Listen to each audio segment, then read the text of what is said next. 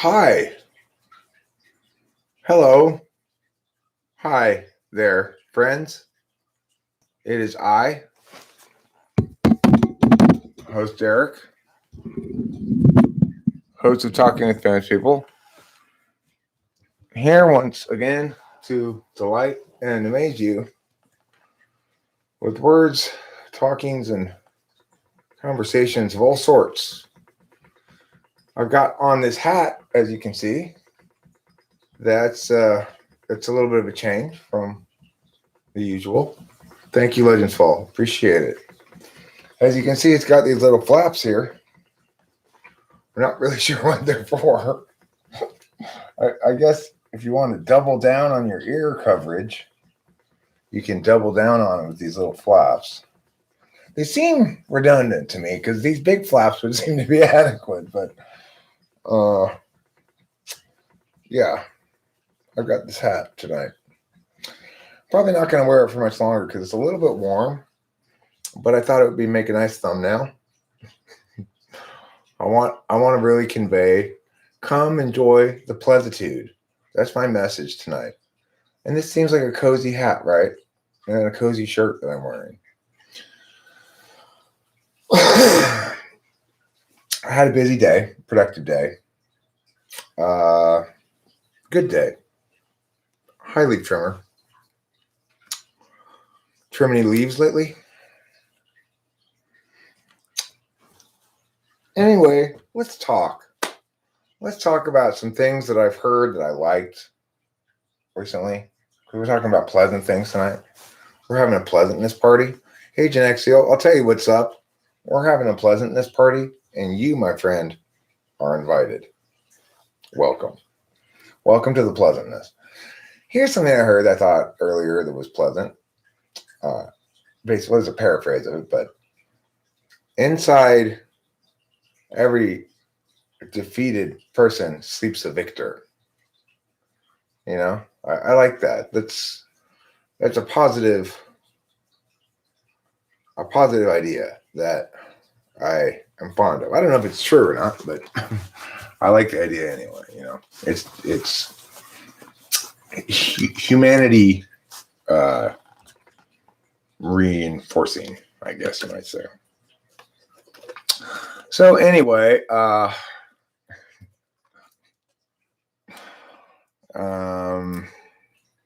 if you're like me, you've always wanted your name to be Victor. And you've always been a little disappointed your parents didn't name you Victor. I look a lot like a Victor, I think. Or a Vince. Or a Viceroy.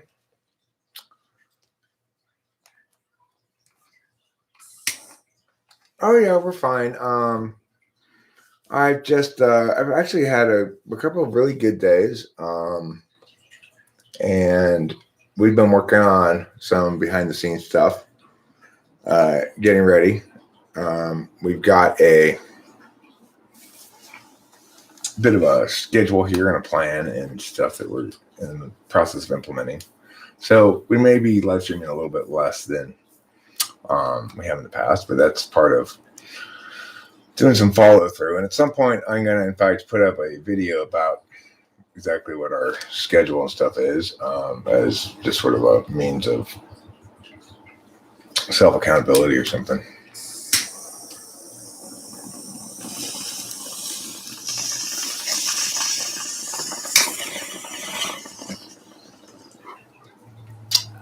But we did get some basic errands done today as well. That just picking up medication.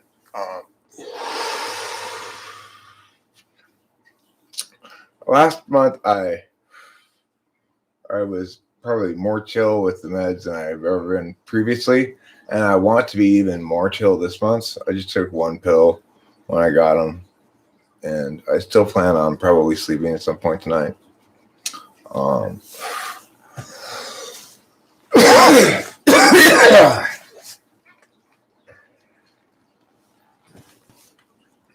Or even just one 15 milligram pill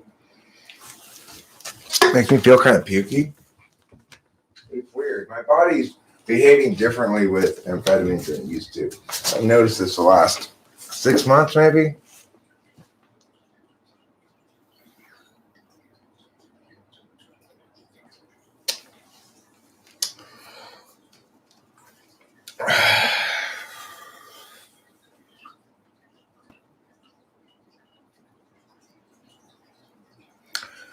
I mean, I don't know if it's going to be a particularly long live stream or not. I I would like to go to bed at a reasonable hour, and get a decent night's sleep. Because I've got stuff I'd like to do tomorrow, and I'm trying to be more SI realized, I guess. Like, I'm more effective when I'm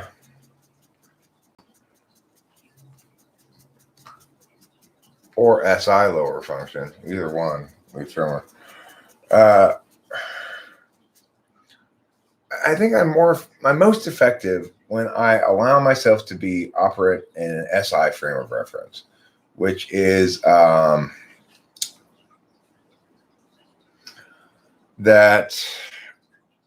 I have a clear awareness of what I want to get done during the course of a day, and try to get those things done instead of just sort of floating along on an intuitive cloud of play, you know. In other words, I've discovered in myself that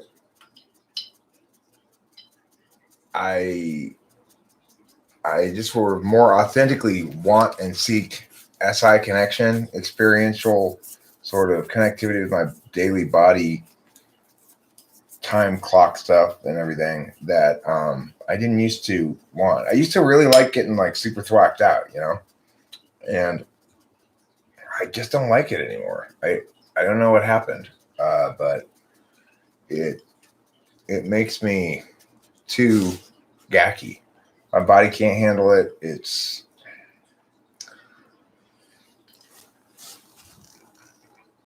So it's like, but I also could tell today, for example, it didn't matter whether I took a pill or not. I was in manic mode. I was healthy. Like I'm not, no part of me is infected right now, as far as I can tell. And I think it's been a while since I've been healthy. And, you know, so it's, I really felt kind of like, woohoo! What a great day! What a great life today. Before I ever got any amphetamine, once I take it, all of a sudden, like a certain seriousness sets in. It's not necessarily,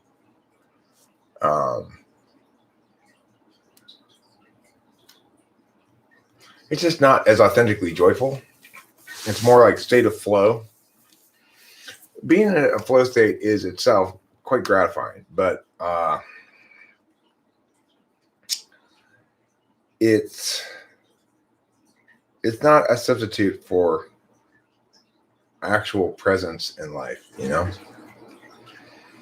And I guess that's what I've come to feel about it, basically.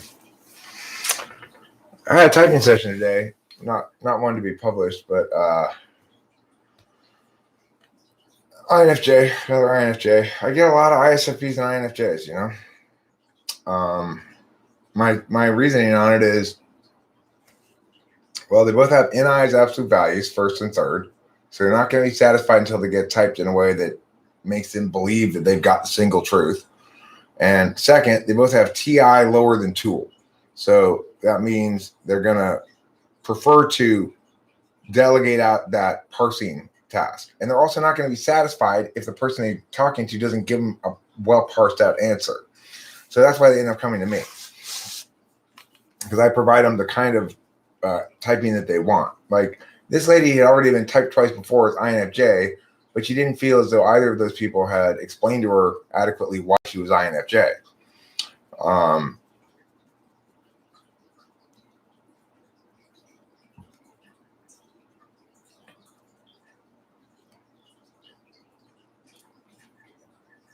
Antidepressants aren't the way to go. I don't take antidepressants, if that's what you're talking about. I don't know if Rachel takes antidepressants either, but she might. I think Prozac might be an antidepressant. But I take Adderall. That's just speed. Not an antidepressant. That's just straight up speed.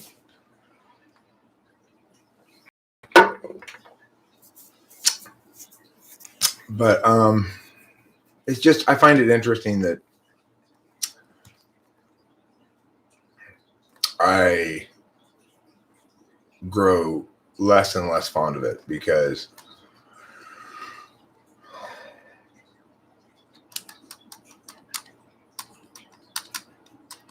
Rachel's on Prozac, but she absolutely needs to be on it.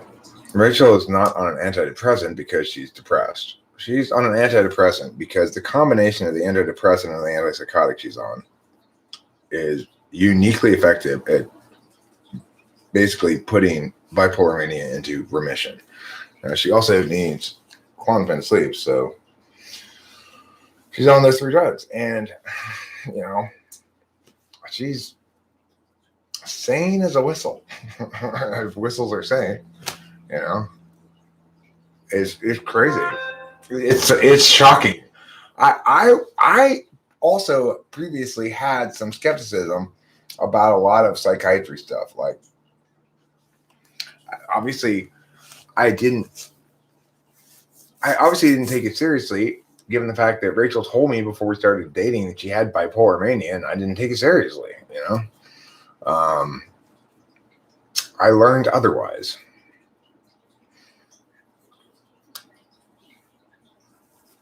I mean, it's obviously, yeah, she's somebody who's got a chronic illness for which she's going to have to be medicated for the rest of her life. And that's just how it is. That's true for everybody. The thing is, there isn't a meaningful alternative except being crazy. So it's, when you see what I got to see firsthand and know the story, have her come out here being on this assortment of drugs that they'd given her in New York, and seeing it not work and gradually work less and less, and watch her go into a psychotic break. Have her admitted to the hospital, go visit her in the mental ward, bring her back out, send her to New York, still battling with the mental health, have her come back here, still battling mental health, having it become enough of an issue that it's pretty much going to end our relationship, and then having 2 virtual doctor visits with Dr. Ingram. At the end of the second or third one, I don't know which way, maybe 3, but he had her cured after fucking like 10 years of professionals flailing miserably about it, and to be able to see, she has bipolar mania. And the thing about bipolar mania, Boba Fett, is whatever you might think about it, people use psychiatry terms thrown around a lot. Hi, flow state, how you doing? I was just talking about being in a flow state in the general sense of the term a second ago. I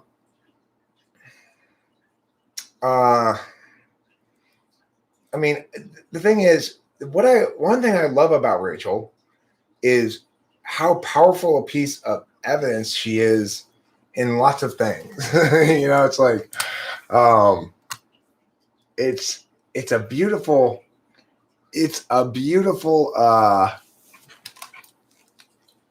okay, cool.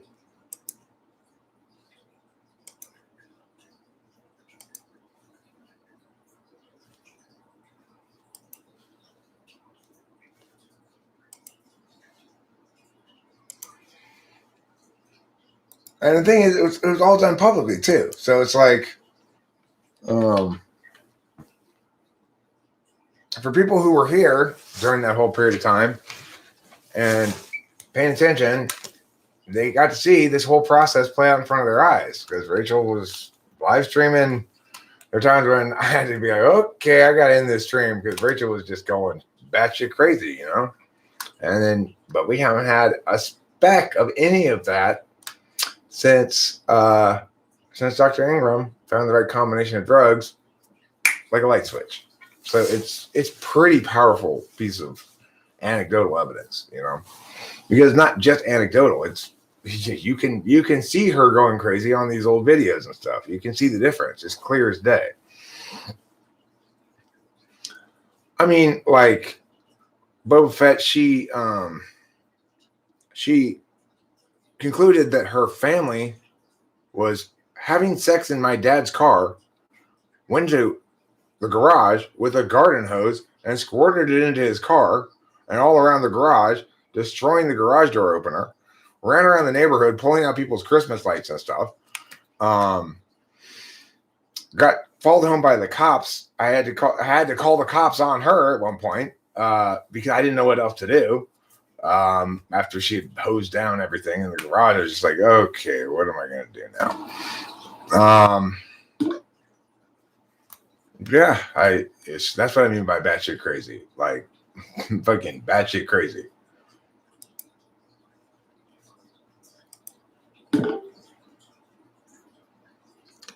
Is this Taylor?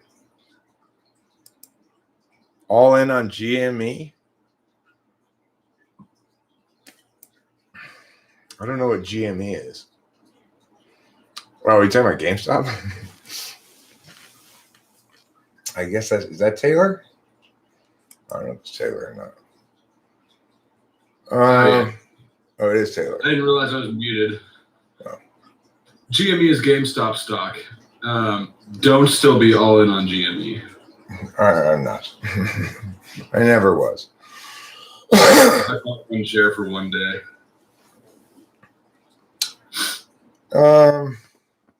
So yeah, Morage. The meds definitely helped Rachel. I remember the times on the stream when she was clearly not in the right state of mind. It didn't just help her either. It was like she was managing it more or less, and then it was gone. That was the difference between the previous medication regimen and their approach and the correct one. It was just night and day. What was the old one and the new one?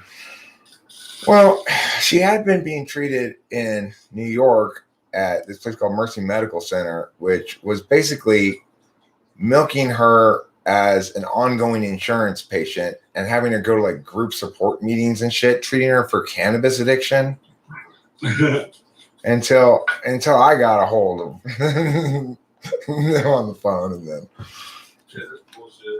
so and consistently not listening to her when she was telling them what she felt was a significant factor in her mental health, which was sleep.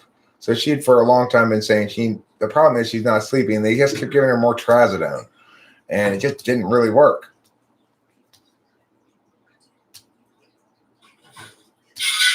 So what did they give her? Now she's on 3 things. She gets Klonopin. She gets Klonopin. No, well, she only takes like half of.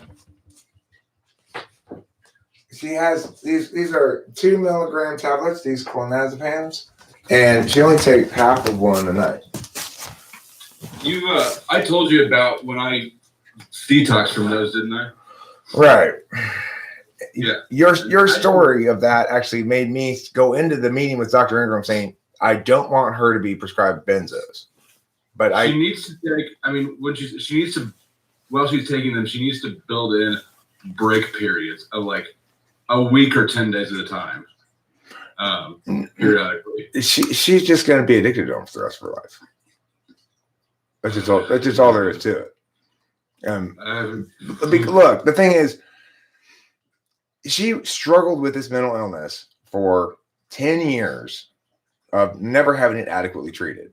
This 3 combinations of drugs, Klonopin lets her sleep all night long, combined with Prozac, and then this other one, which is it's called olanzapine.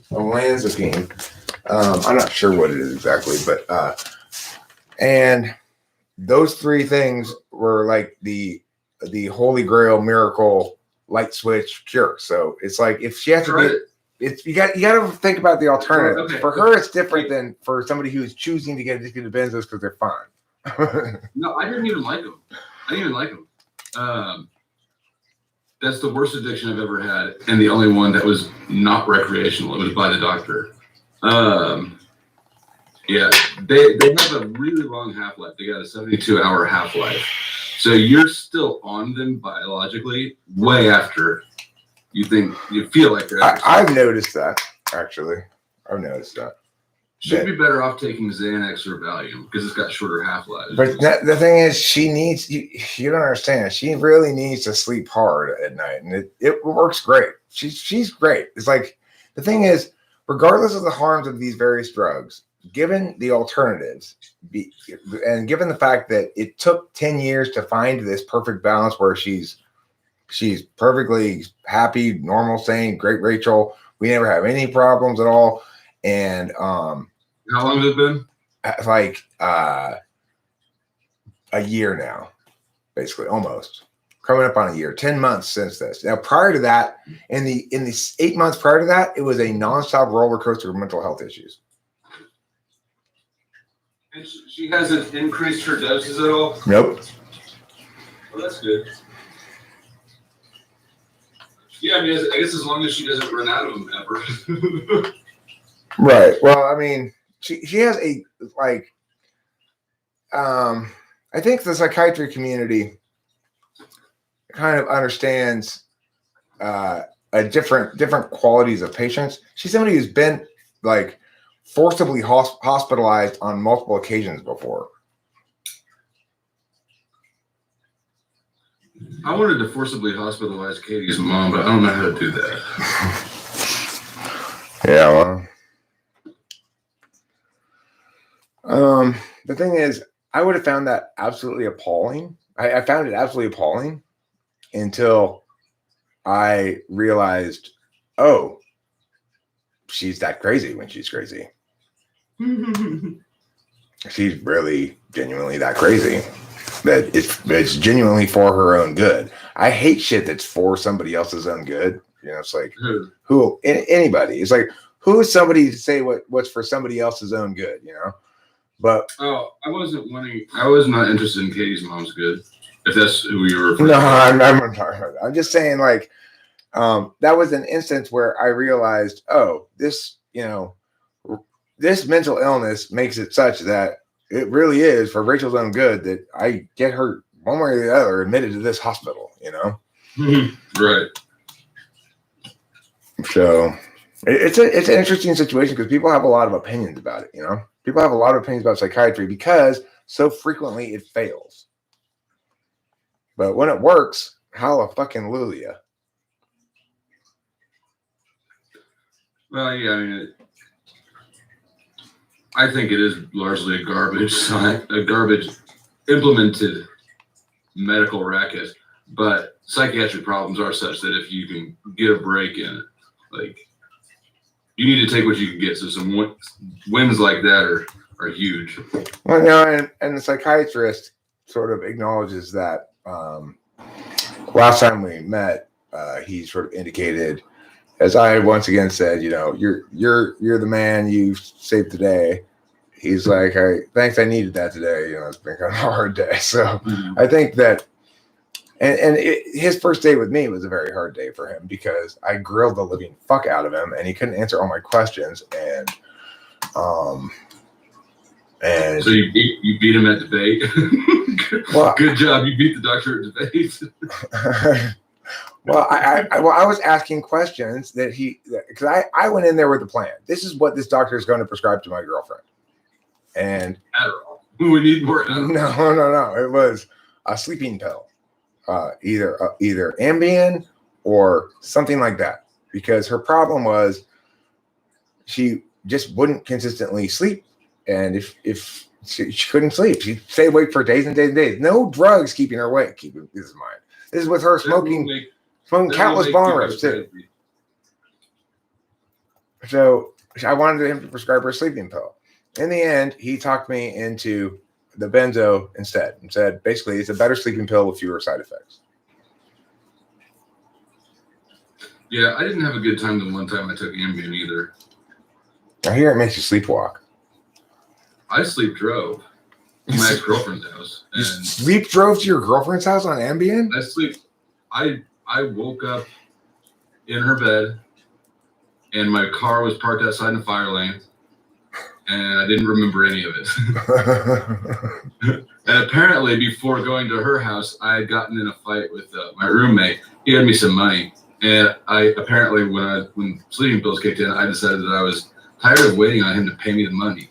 And so I got really mad and started like trying to break his door down. And he and his girlfriend were locked in the bedroom. And eventually I get tired of fucking with it and I'd wander off. But then I'd forget that I'd already gotten mad at him and I'd come right back and do the whole thing over again. And so I kind of like had the same rage out on outside his door like 4 times, I guess.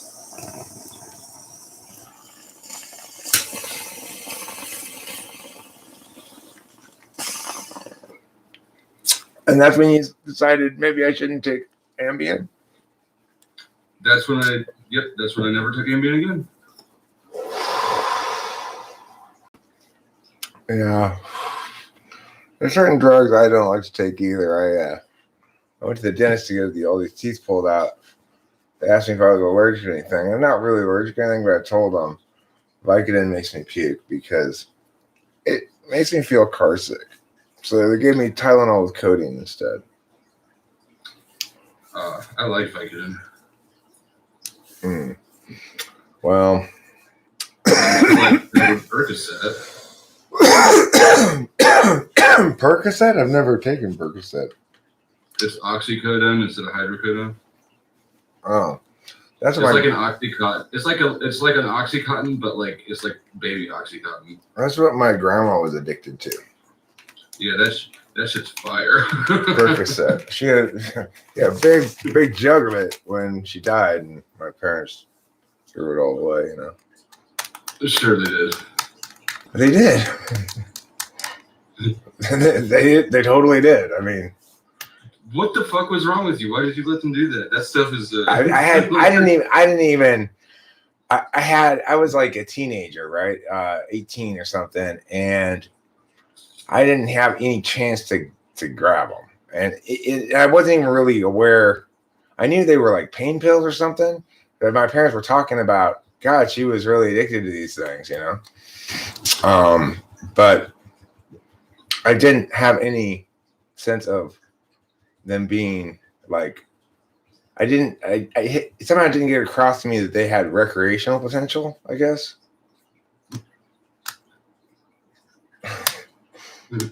Not just potential, they are the party. And I didn't really have access to the house because I was in college right after until a little bit after she died. So I wasn't the first one in there to go grab stuff, you know. She died and I finished my finals and then came back.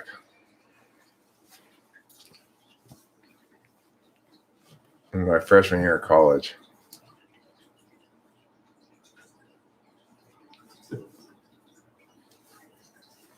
Isn't drug consumption sensory? I mean, I think it depends which drugs you consume. Hey, Gordon Ramsay's here. Wonderful. You are so famous. We're pleased to have you here. I hope you'll yell at me about something. We love it when you yell at people. Sometimes I yell at Katie when she's cooking and tell her how bad her shit is. We play Gordon Ramsay. Play Gordon Ramsay. That sounds like a fun game. That sounds like a fun ambush video making game to play, where you go into a restaurant with a camera following you. You sort of barge into the kitchen and dressed like Gordon Ramsay and start talking like him and telling them all they're doing shit, and then just walk out of the restaurant. And people go, "Was that Gordon Ramsay?" No, was it? He had a camera crew following him. Do you ever kind of like wonder if he can even cook at all, or if he's just a personality? Like, I bet the dude can't cook macaroni. Has anybody ever actually tasted Gordon Ramsay's cooking? No. He's always just yelling at other people about it. He just talks shit. He's tricked everyone into assuming that he's above having to prove himself. He's not. Hi, how's it going? What are your pronouns, just to clear that up? What are my pronouns? I like all 5 classes of personal pronouns. I claim them all as my own. That's your your nominative case pronouns, your I, you, he, she, it, we, you, they. Your objective case pronouns, me, you, him, her, it, us, you, them. I'm also fond of your possessive adjectives, my, your, his, her, its, our, your, their. Your possessive pronouns, mine, yours, his, hers, its, ours, yours, theirs. I want my pronouns to be a shape. I'm going to be a triangle. And your intensive reflexive pronouns, myself, yourself, himself, herself, itself, ourselves, yourselves, themselves. It's a pretty cool trick you're doing. That's all 5 classes of personal pronouns. I have them all memorized. Isn't that fun? Has that ever gotten you laid? Oh yeah. Are you fun. kidding me? Chicks are all over the personal pronouns, dog. You start with it. Hey girl, sup? You want to hear me recite all 5 classes of personal pronouns? And she's just like, can I change my panties first? Oliver Linehan says his pronoun is it. Please objectify you. Okay. Gordon Ramsay, why are you saying those naughty words? Are you trying to be provocative with your bad language? That's not good. What are we doing here tonight, ladies? Well, we're hanging out talking about our nails. We're talking about our hair. We're talking about our dresses. You want to hear something funny about ladies? Say something funny about ladies. Rachel LaPalosa is fretting about what dress she's going to wear to a wedding that we haven't yet been invited to. That's very girly shit right there. That's like the girliest shit in the world, right? If you are worrying about what you're going to wear to a wedding you haven't even been invited to yet, you are definitely a girl. It's like, wow, you really are digging around for something to worry about, huh? Yeah, that's shit. Sorry, what's your pros? I'm so sorry. I didn't mean to upset. Sorry, what's your pros? I don't understand what that means. What? Eric's a staunch lesbian. Well, look. A convincing one, too. You can't even tell that he was born with a vagina. The thing is, except for when he cries. I have a robust inner goddess. Vagina. Robust inner goddess, okay? My robust inner goddess is a fierce, strong, proud Black woman. And yeah, she's got a WAP, as they say in the rap song. They do say that, don't they? Yeah. Now, I'm so glad that my daughter's got good female role models in the media. Entertainment biz, sure. Yeah. Whack. Now, worship and prayer. You know what that means? Worship and prayer. Is that what it means? I didn't know that. That's what my daughter's told me. It means worship and prayer. What else could it possibly mean? Did you hear about GRNE from Pakistan? He came as trans yesterday and was arrested. What was he arrested for? Murder.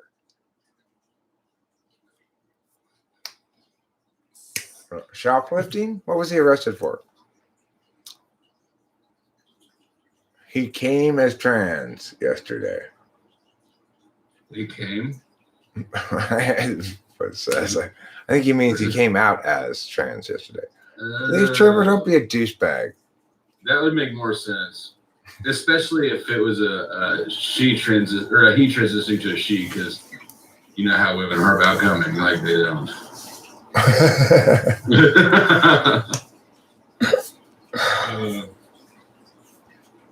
In a goofy mood.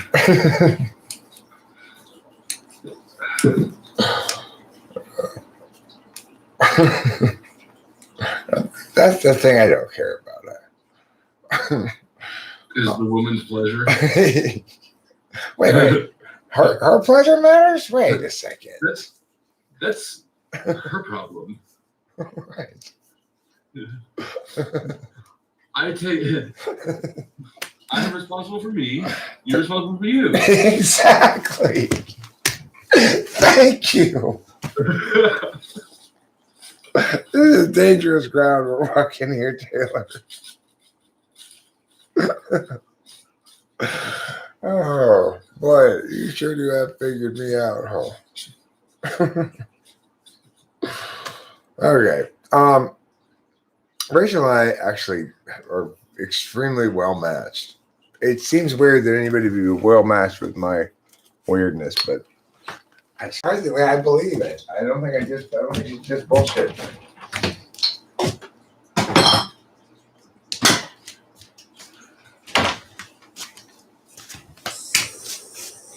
I had sexual intercourse today. With your hand? No, with two of Rachel's 3 access holes. Oh, don't tell me which two. Let me think about it. It's just the only 2 I ever access. I don't like to access that other The one. booty and the booty. No, not the booty. That's where the poop is, okay?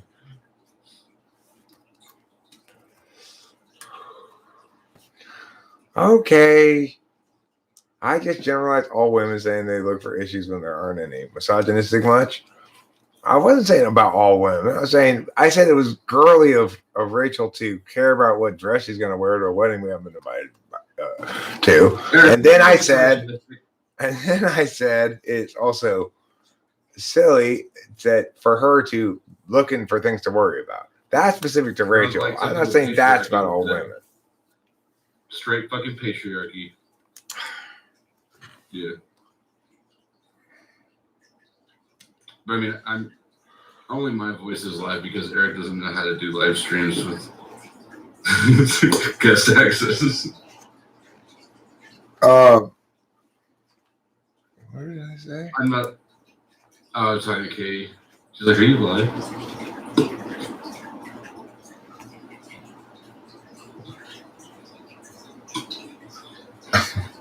Yeah, I don't know what Fresh News 24/7 was trying to get at there.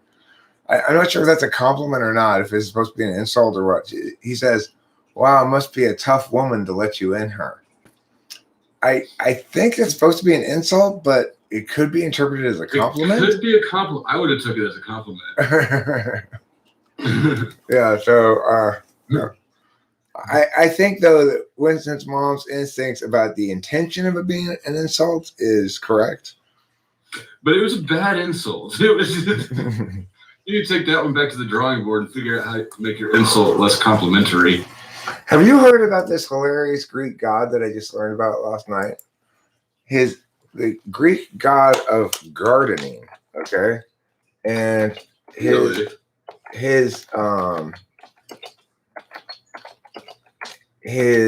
defining traits are he's known to be an extremely ugly god and also to have a massive schlong. At least he's got one. You know, if you're gonna be extremely ugly, you gotta have some sort of. So if you Google something to advertise. You Google Priapus or Priapus is spelled 2 different ways. Sometimes it's spelled with an O at the end, and sometimes with a U at the end. And you go to images, you'll see some great statues of Priapus, like loving his massive schlong. For example, open I feel like this knowledge is it's like an intuitive thing to have this knowledge in your brain. I don't feel like many of my censor friends would know this about Priapus. Well, let me share with everybody here in the live stream this link, and then I'll share it here with you in the share screen thing here. This is Priapus. Really, really appreciating. Let me see. Sure. Really appreciating What the gods have given him. What's going on there? He's just like, oh my God, this dick I've got. It's taller than me. You see that? If you can't see it clearly in the share screen, I'll put the link to it in the chat. Here's the link to the I chat. thought he was holding onto a tree. That's his dick. Oh, that's so tight. Some Greek person made this statue say like, "Oh, great God, Priapus, help us with our gardening." Could you imagine like sculpting that dick? What I like is the way he looks, just like so enamored with it, right? He's just so satisfied. He's just holding on to it and just being like, "Fuck yeah!" Look at this motherfucker. Have you seen this? I know you've seen this. Now, here's another picture of him that I think is particularly interesting because, let's see, open image in new tab. Because, it's pretty small, but let me get a better version of it.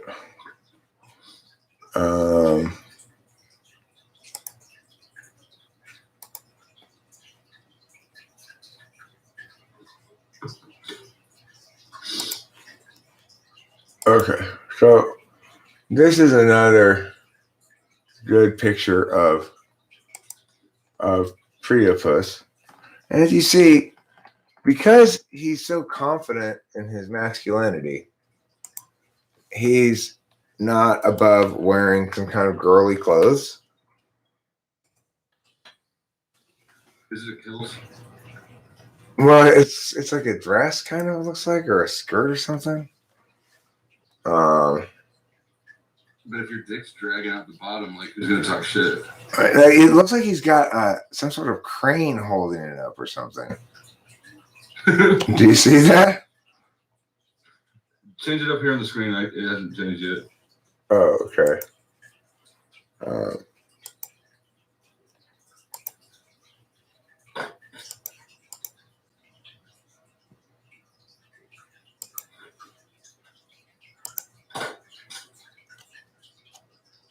Oh, yeah, he's got it on like puppet strings. You got a crane to hold it up. No, Because, that is a crane, like coming out of the background and out of a cloud. yeah, but he's got like the most girliest clothes you could imagine. It's like Well, he can't wear pants. It's like a fleece. It's like a fleecy nightie or something. He can't wear pants. Or he can. You just need to have pants with a lot of room in the front. These Jinkos, the huge baggy skateboard jeans from the 90s. That's all he can wear. But why the crane? Is it because it's too heavy? It starts to hurt just hanging there without the crane? I guess so. Anyway, that's Priapus. Nice to meet you, sir, Mr. Priapus. Yeah, interesting fellow.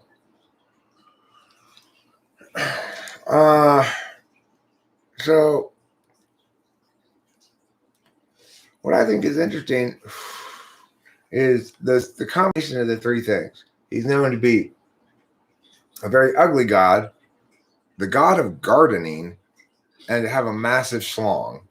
Like, those three things don't really seem naturally to go together. It's like the scrap pile of God features. Yeah, the remainders. Okay, let's see what's going on in the old chatteroo here. Phallic symbology is fairly common in all sorts of traditions around the world. But I gotta say that this particular guy, he seems to spend if you look at the picture of him, if you Google, on Google Images, you'll notice he, in these tattoos, a lot of him, he really seems to be admiring his own dick. So I find him interesting because not just is he, the man with the plan, but he's also very proud of his member. You get the sense.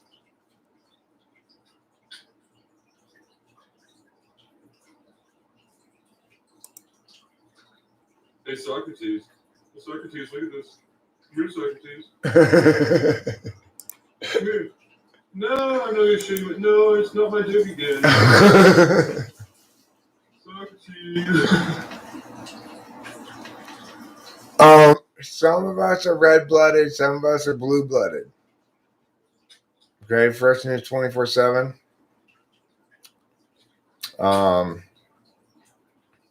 Muslims do claim that everyone's born a Muslim, which is why they say people revert to Islam, not convert. Oh, well.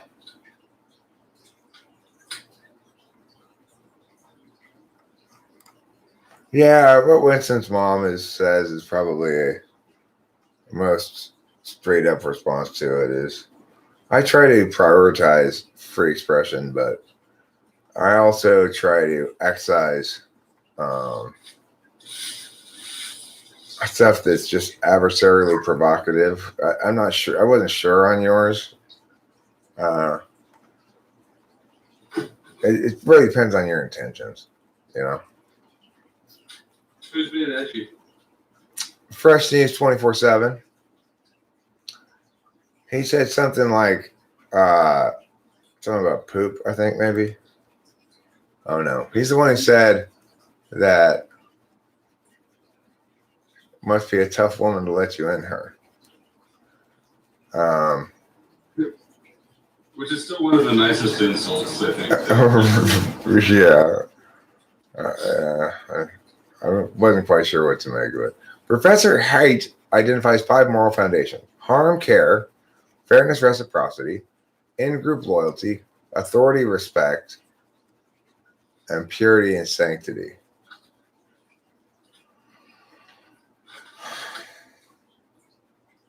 I like that dichotomy pretty well. That's a pretty good dichotomy there.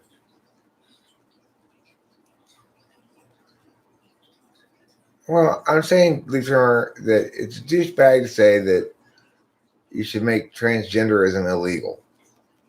Because who are you to tell people what to do with their bodies?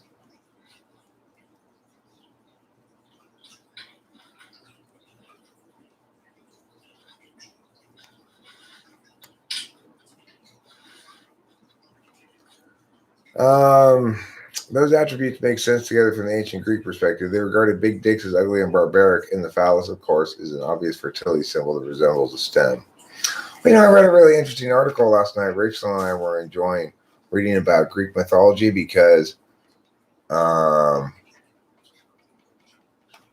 you're right. You said you were glad. Okay, that's different than saying that you should. Okay, I can see the point.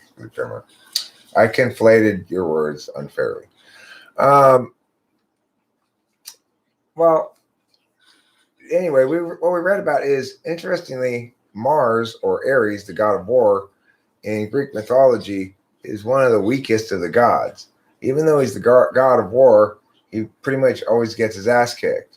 And there's this one really cutting speech by Zeus to Ares saying, you're always talking all big, and then now you get wounded by these mortals, and you come back here whining about it, expecting me to do something about it. Well, fuck off, So it was an interesting article.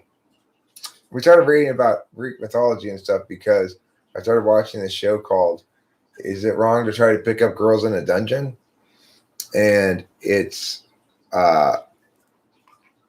this basic thing of the story is that the gods, all the various gods from various mythologies, have come down from heaven to say, okay, we won't use our divine powers down here, and we'll sort of compete by gathering teams of family members who are basically our worshipers, right? And so they reference some gods that I didn't know anything about or hadn't heard of, and I wanted to Google them. So I ended up going down this Greek mythology rabbit hole and learning quite a few interesting things about it. I wasn't very informed about it. I still am not very informed about it.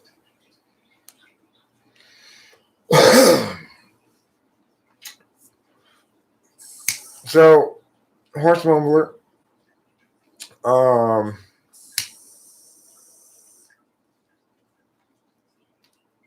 How's Arizona going? What's going on with you? Anything interesting?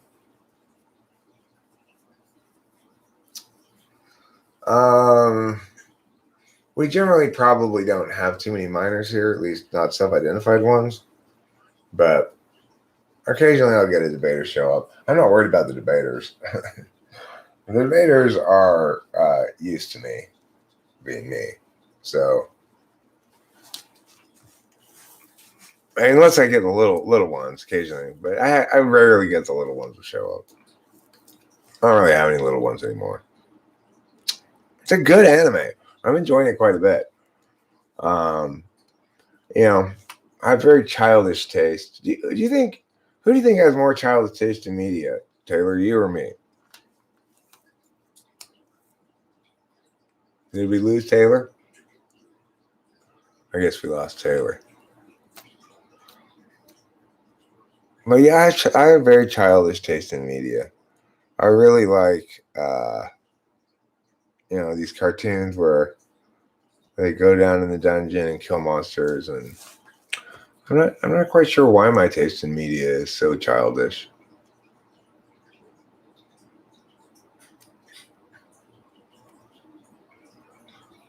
Things are going well. I feel like things are moving. Are you there, Taylor? Yeah. I just run out to the truck real quick. Who do you think has more childish taste in media, you or me? You? Why? Anime? I think I have more crude taste in media. Right. So I guess it depends on what you view as more childish. Yeah. I really like things that are sweet and not challenging. But I don't. I also like things that are cartoonishly violent and not challenging. So we do share some common ground there. What do you mean by not challenging? Oh, like I don't want a movie. If you're gonna have a movie where you kill a bunch of people, I don't want to have to feel things about them. Right? Yeah, okay. If you're gonna make your violence gratuitous, make it gratuitous. Like Boondock Saints. All right, have I seen that? What's it called? Boondock Saints. Boondock Saints? I don't think I've seen it. But like Lock, Stock, and Smoking Barrel, like that's a good movie. Well, it really depends on the context. Fresh News 24/7. Sometimes murder is absolutely hilarious. You just got to tell the joke right. Some of his stuff feels a little puffed up to me, as far as Tarantino. So Yeah, Guy Ritchie movies are balls. Yeah, I like Guy Ritchie movies. The ones I've seen. I've seen Hot Fuzz, and I saw another one before that he made before that. Rockstar, Snatch, Lock, Stock. I saw Lock, Stock. I think I've seen Snatch. Sherlock Holmes. I haven't seen that. Dude, you did a lot of them. What do I mean by puffed up? I mean,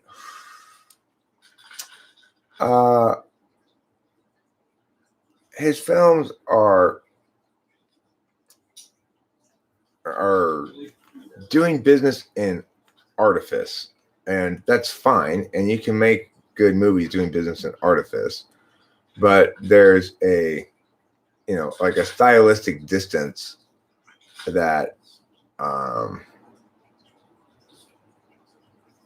can sometimes, I think, detract from the narrative in some of his films. Like, I don't know. He's good. He's good. But he can be a little indulgent. Like Foxy Brown was pretty slow.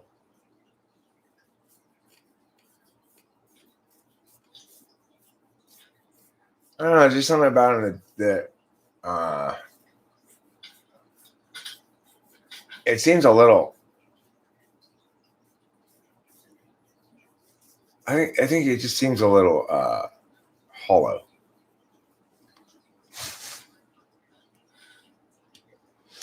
But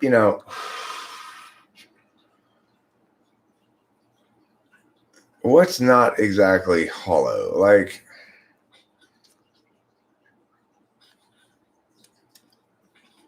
this current anime I'm watching, Is It Okay to Pick Up Girls in a Dungeon? It's not hollow, but it's shallow. I bipolar like shallow sometimes. Yeah, it doesn't ask me to. I don't have to worry about seeing something disturbing or having a character die or having a character having to deal with real emotions. Really, I just get to see, the good guy overcome adversity and level up, and these kind of like two-dimensional villains get beat, and I cry when the underdogs resolve and he casts a big spell and wins, and it's like I'm an easy audience for that kind of stuff. I eat up the Effie candy just fine. But I also really though enjoy something like Attack on Titan, which is a much different kind of piece of media. It's much better in some sort of an objective sense. Like I was talking with Rachel today about some bands that we listen to. Some of their stuff are on our list. Like a few bands that we've put onto our lists recently, like Tessa Violet, and you guys have an hour list. No, well, it's my list really, but she has her own list. So I don't listen to them, but we both listen to my list. So it's like when we're in the car, her phone doesn't connect to the radio, so it's lucky. Yeah, it just works out that way. Anyway, there's one band, Mother, and all three of these bands, I really like some of their songs. I think they're great, but Mother is like a level above in terms of a band. They're really, they really are doing like the Lord's work. Yeah, they're doing the Lord's work, exactly. So, and I love all three of those bands, but one of them is qualitatively on another level. Even though I might enjoy any of their songs equally well in any given moment, the capacity to enjoy the Mother songs is deeper. I don't know about Wolf Mother, never heard of them. I'm not that absorbed in the movie that I become affected by it. I'm aware that I'm watching a movie or whatever. It's just like interesting choice they made there. Haha. I sometimes feel like a tin man, lovingly heatless and immobile when not repeatedly oiled by another. Daily oilings are important.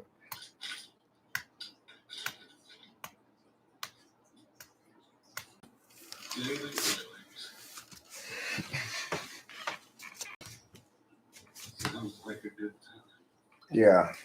So I want to announce the beginning of our pledge drive, Operation Oil Horse Mumbler. And the plan is to hire a succession of local women of loose virtue to come over to his house and smear him with oil every morning. until finally he says, enough. What do you think? Should we start a GoFundMe page? I know I'll be contributing. The Horse Mumbler Oiling Initiative, you could call it. I mean, make it sound more fancy that way. Call it the Renewable Energy Initiative instead of the oil's got such a connotation. Okay, cool. Right. The Horse Mumbler Renewable Energy Initiative. Instead of using petroleum oil, he'll be rubbed down with all natural vegetable oil. With wind. It was just put a fan on him. And naked women will just pour oil in front of the fan. Standing in front of a fan naked is less fun than getting oiled naked. They're not standing in front of the fan. He is. And they're naked, but then beside the fan, pouring the oil in front of the fan so that it splatters all over him.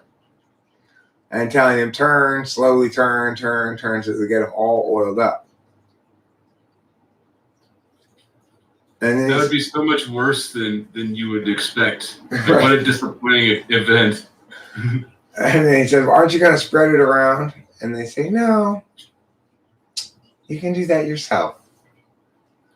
We're going now. We're going to go have lesbian sex. Our boyfriends are in the car outside, actually. We got to go. And then Horse Mumbler would just be like, aw. Then Horse Mumbler tries to grab some ass, but the boyfriend was just walking in the door and gets beat the fuck up. Yeah. Hey, that's not part of the contract.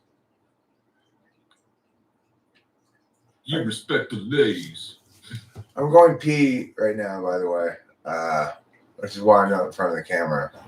I'm not in front of the camera either, so I didn't even notice. Okay. Well, you're not the only one I'm talking to. You can think again? Here we go. Maybe you can hear it. Sure can.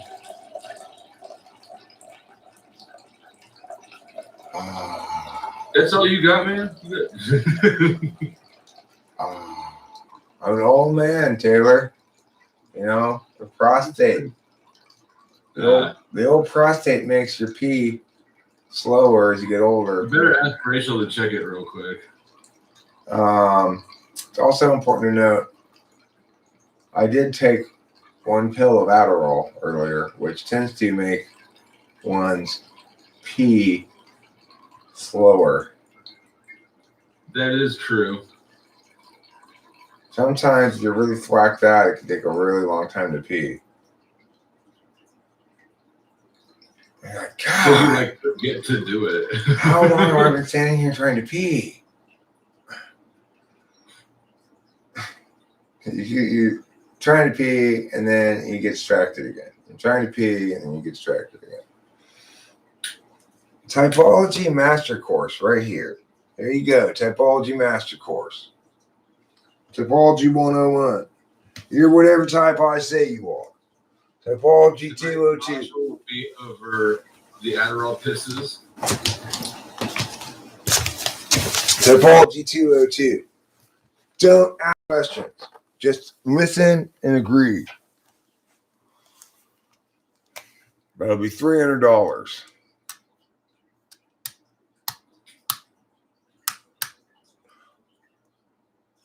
Apparently, there's a big personality hit piece coming out about how awful the personality community is. I think I saw it. I saw the headline. No, I saw the trailer. How goofy. Right. Well, what do we think about Joe Rogan? Well, I don't know what we think about Joe Rogan. I don't think a lot about him, really. I don't think negatively about him. I don't think positively about him, really. I'm generally we're sort of like affectionately neutral about him. Yeah, I would say affectionately neutral. We're affectionately neutral about friends. We don't feel particularly either way about it, but when it's on, it's all right. It's pretty good. I mean, I don't listen to it, but I don't say that's a bad show. I used to listen to it before it went on Spotify. Oh, it's on Spotify now? Yeah, Spotify started censoring it, and putting topics off limit because they're woke as fuck, and I don't know. It just felt. I just enjoyed it less, even though I don't know that the show necessarily changed much, but just my awareness of that just kind of. You hear that Joe Rogan is almost as tall as the average big toe? Huh. Joe Rogan does fanboy over Elon Musk, though. Oh, well, maybe we can maybe we can get Joe Rogan to interview me in my position that Elon Musk is a very dumb person. I think that Elon Musk is the second generation of AI robots, and Mark Zuckerberg was the first. And that's why Zuckerberg kind of sucks and looks like he got glitches, and Elon Musk is a bit better.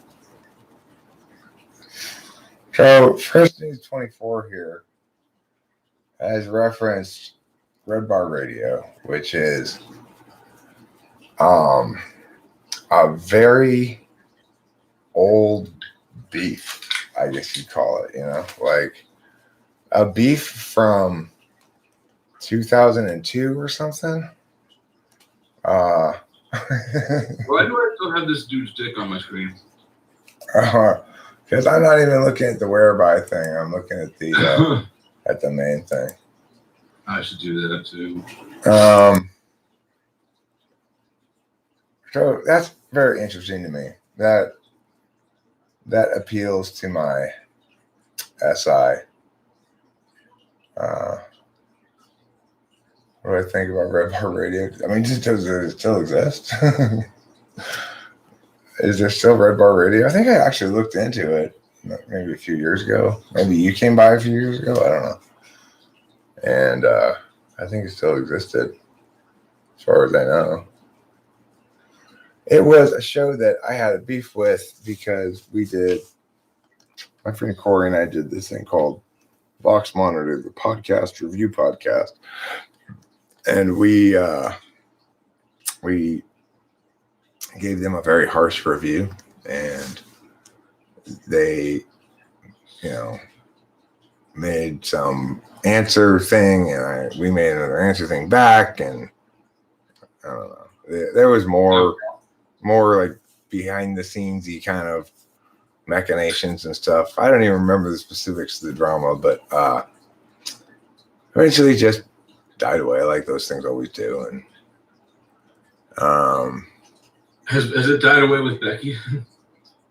Oh, well, I don't know. Until just now it did. I don't really think about her much. If she's around in ways that aren't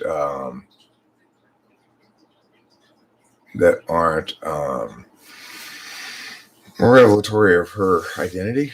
So I don't know. I don't have time to, or interest in, or any desire to, like repair anything between us. So,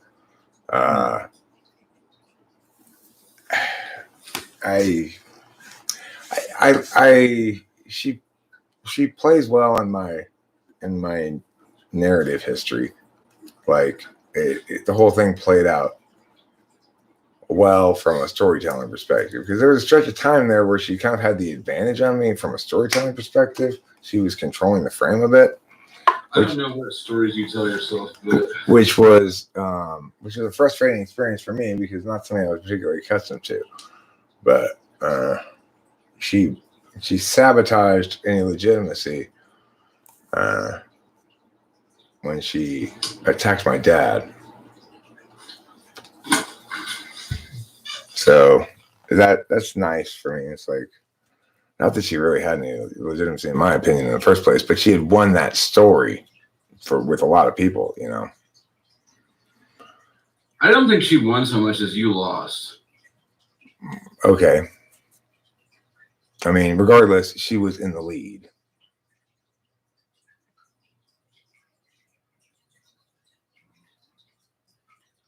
So, But there was a firefight. There was a moment where she did what I always advise people against doing, which is double down, and then she quadrupled down, and then she octupled down, and it was like, wow, this you've displayed your true colors.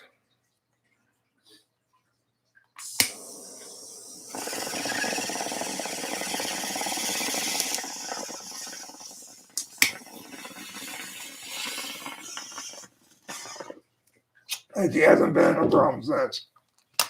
So, you know, the last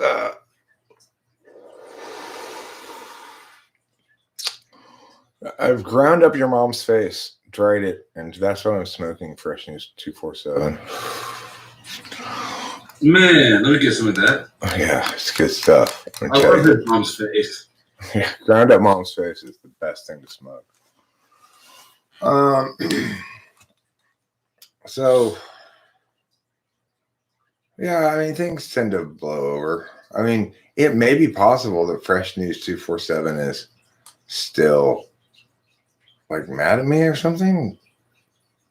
I don't think so, but I mean, the reason we had beef in the first place is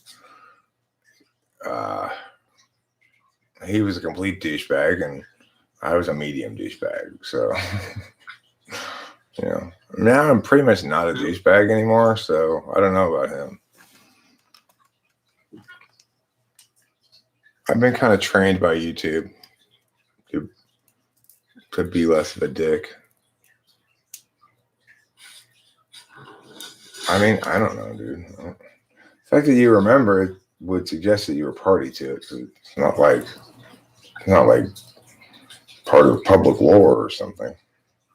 I've never heard of it. Right. I've been around for a hell of a long time. It was called Box Monitor, the podcast review podcast.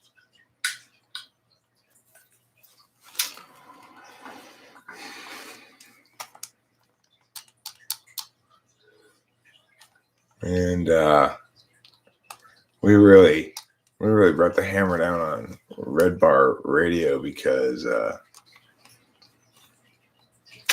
there was one particular episode that we reviewed in which we found the attempted humor to be both mean-spirited and failed in its humor, which just made it seem like the guy was just kind of abusing this old lady. And I don't know, we hammered on it. And they didn't like it.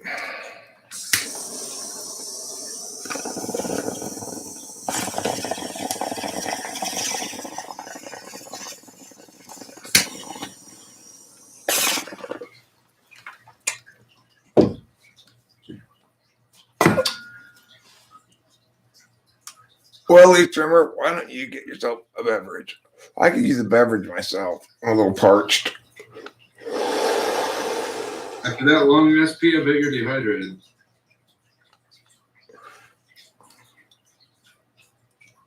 Oh shit, it's rent day already, isn't it? You don't think I understand what he's doing then?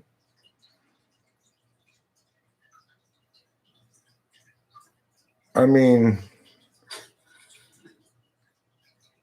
the thing that I reviewed was as I described it. It was a failed attempt at humorously engaging live with an unsuspecting person that devolved into the guy abusing an old lady over the phone.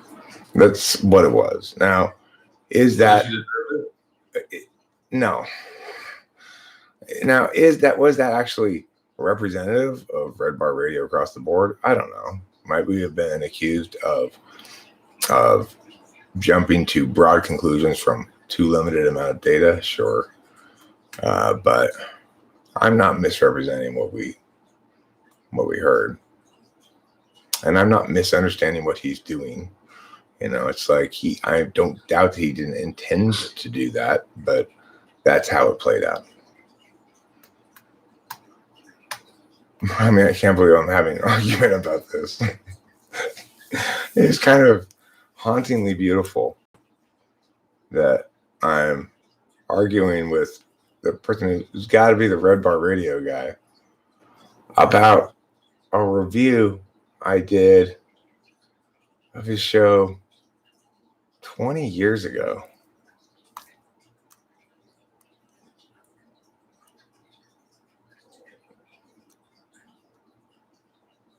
Okay, well, look, Fresh News 24/7. What I'm saying is my portrayal of our review of his podcast 20 years ago is accurate. Now, he may have changed, evolved. He may not be like that anymore. I don't know. Maybe that was a total anomaly, not typical of the day of his approach at all, or something. Possible. I don't know. But to say that, in fact, I am misrepresenting what we heard and what we reviewed is incorrect. We have a skunk. We named him last night, Skunky Brewster. And when I have some episodes of Vox Monitor actually uploaded to the channel. If you do a channel search for Vox, VOX, you'll hear some episodes. I don't know if I have that one or not. No, I didn't get the wrong idea. I'm incredibly intuitive and insightful regarding where media succeeds and fails. And I accurately and correctly interpreted it. Again, I'm not making a claim that was representative of his normal level of work. Everybody's hit and miss to some extent. And I am acknowledging that I probably overgeneralized my claims about him based on that one particular episode. So, nevertheless, I am correct about that episode that I reviewed, and correct about the phone call bit that I'm talking about. It's not my opinion, not my interpretation. You might say it's both those things, but it is additionally the accurate, objective analysis of the thing.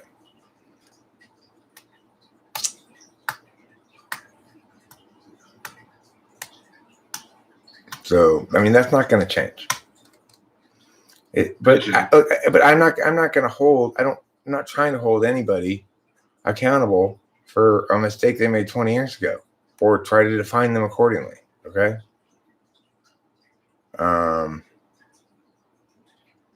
I'm not assuming that Red Bar Radio is anything. I'm just remembering that I had this conflict 20 years ago. If you're still bothered by it, maybe you need to reevaluate your position.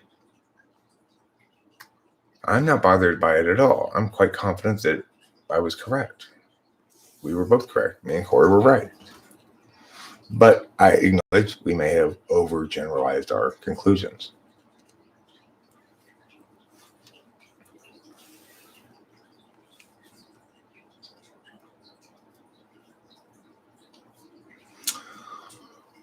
But I love this. I love the fact that this has happened. It's like sometimes it's great the way that I remember it. It was dramatic enough that I remember it clearly. It was probably the harshest review we ever gave.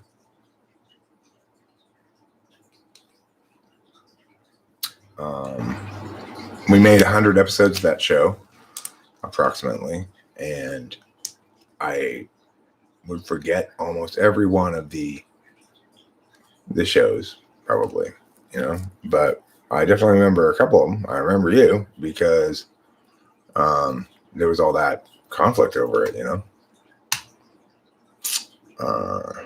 it stood out.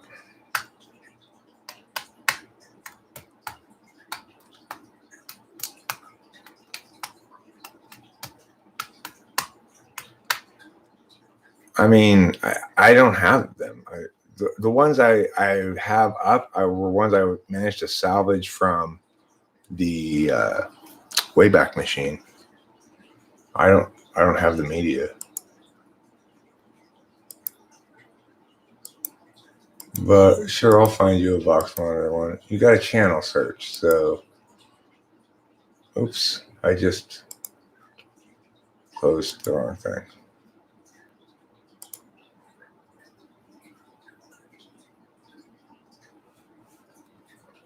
I pushed the wrong button. Okay. Channel search.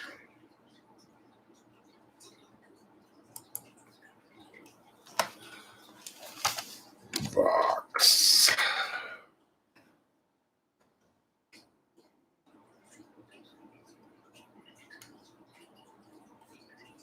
Okay, so here's what happens if you put Vox into the channel search. Like I said, you will enjoy the fine flavor of these search results. I don't know if that one's on there or not.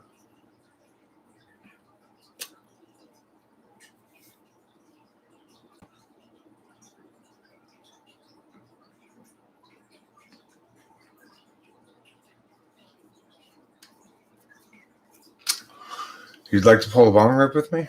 Okay, I'm about to got one packed here.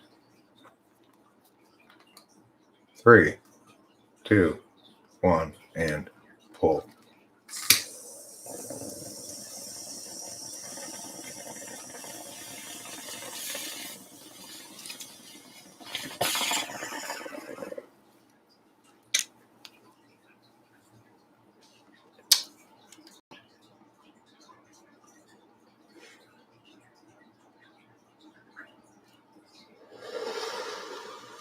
I will summarize the story so far regarding the interaction this evening between yours truly and what I presume to be the guy behind Red Bar Radio, whose name I don't remember. But anyway,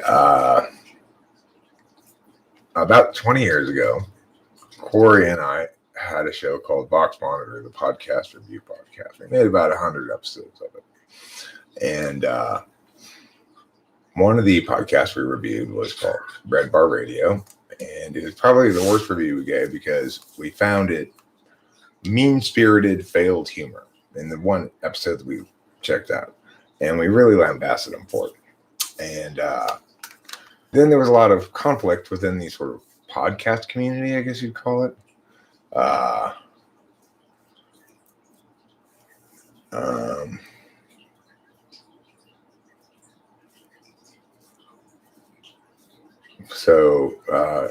Well, I mean, I don't even know if they're still around or whatever, but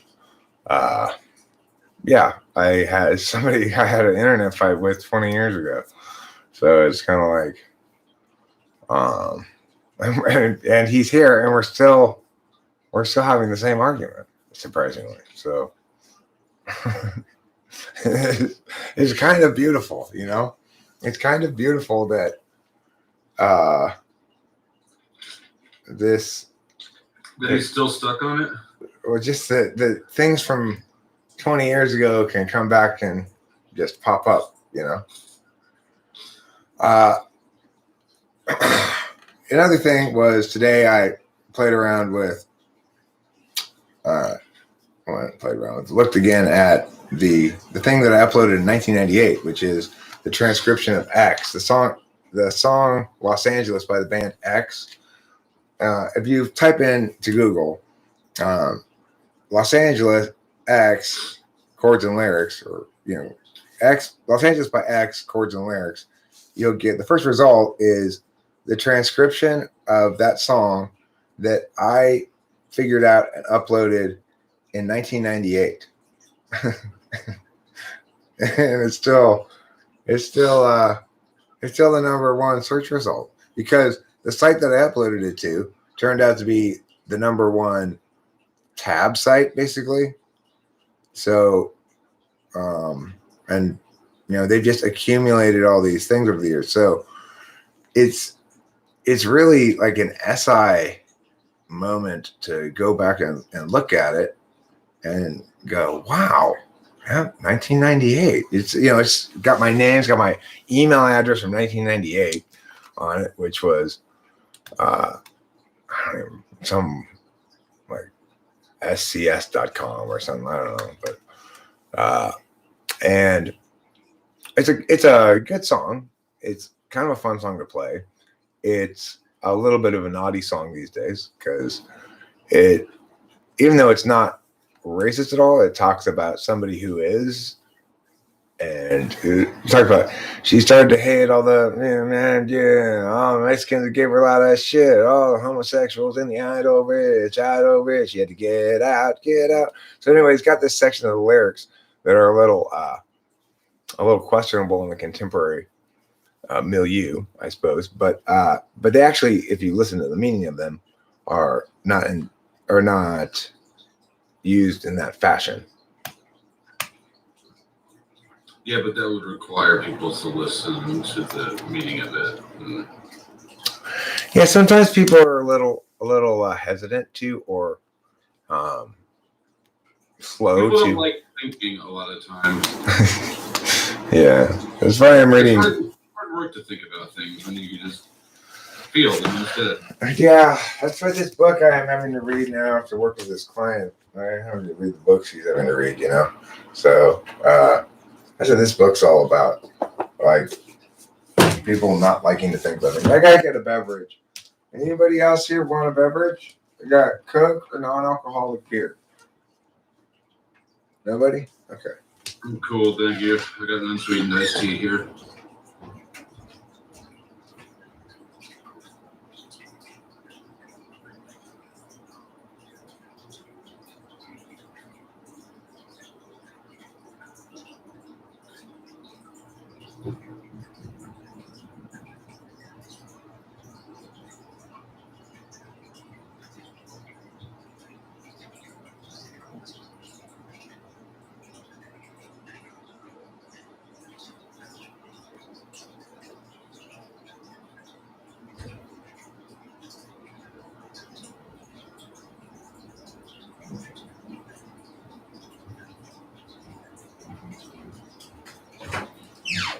Brr, man, it is cold out there. I should have put a jacket on before going outside. Oh, Lord have mercy.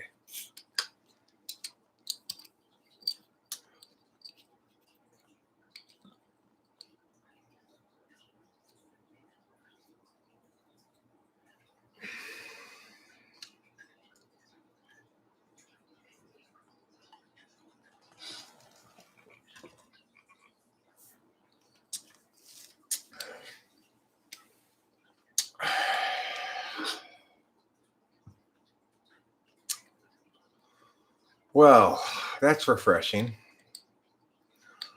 That's a refreshing drink of beverage. So how's Red Bar Radio doing these days, Fresh News 247? You seem to be still promoting it, I guess? Does it still exist? Is it the greatest show on earth? Leave, check him out. Great show. Check who out. When will lockdowns and masks be over, Eric? I thought it would be done as soon as the Democratic establishment subverted democracy. Well, I want to just sing a little song for you right now. I don't want to wait for COVID to be over before I live a normal life again one of these days. I think if we all sing that song together in perfect harmony across the country, we have a flash mob of that song. Then I think that stands a better chance of defeating coronavirus than mask mandates at this point. Everybody started masking with plastic because 2 masks isn't enough. Plastic is really the only way to stop the spread. So if you stretch that trash bag over your mouth and stop killing grandma. Yeah, I just have a regular cloth mask. I put it on when I go into stores because I have to, and then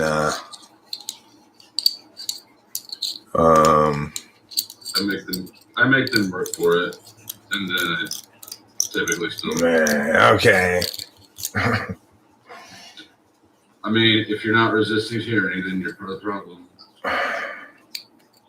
I mean, the thing is, it's a pain in the ass to. It's a matter of just how normalized it is, like whether there's cracks there. In where I am, there's there are not a lot of cracks there. You know, it's like the cracks are at the big stores. I guarantee if you went to Walmart, nobody would fuck with you. But if you go to small business, because they're fucking with small businesses, the big ones they don't mess with. Let me tell you, my most extreme experience with masks was at Costco. Oh yeah, I joined Sam's Club instead of Costco exactly for the mask reason, because I could go walk around Sam's Club and they wouldn't fuck with me, but the person at Costco would be like, "Do you have a mask?" Like, yeah. Well, this is my experience at Costco. My dad's very deaf, and he relies on some lip reading to understand what you're saying. So he didn't understand what I was saying to him in the sort of background filled noise of Costco when we're in line. So I pull my mask down for a second to say, blah, blah, blah, blah, blah. And before I'm even done, this lady's like, "Sir, you need to put your mask back up." It's like, it's like, okay. I would lose my shit.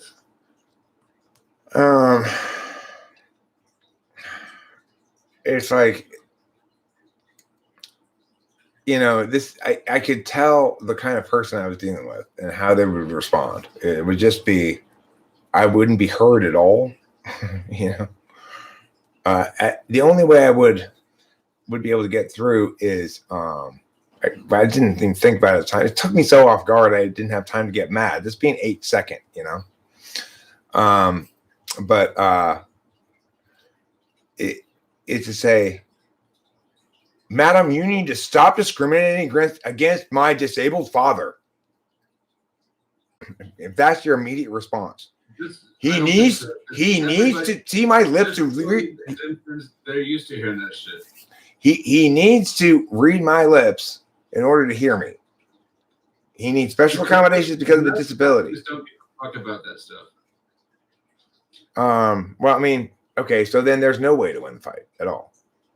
Because I've had actually good luck with, I mean, it's all in presentation. It's not in word content. And so if somebody's like, "Sir, you have a mask?" I'm like, "Where the fuck's your, bleach?" You just turn around the kind of demanding demeanor. And it doesn't matter what the content is. If you reverse the vibe, like, "Oh, it's not L4. Will you put your mask?" Yeah, you would just walk towards L4. So that's SC versus NE. That's such a great distinction. SC is much more effective here. What I keep saying is there's got to be some way where NE sees the frame.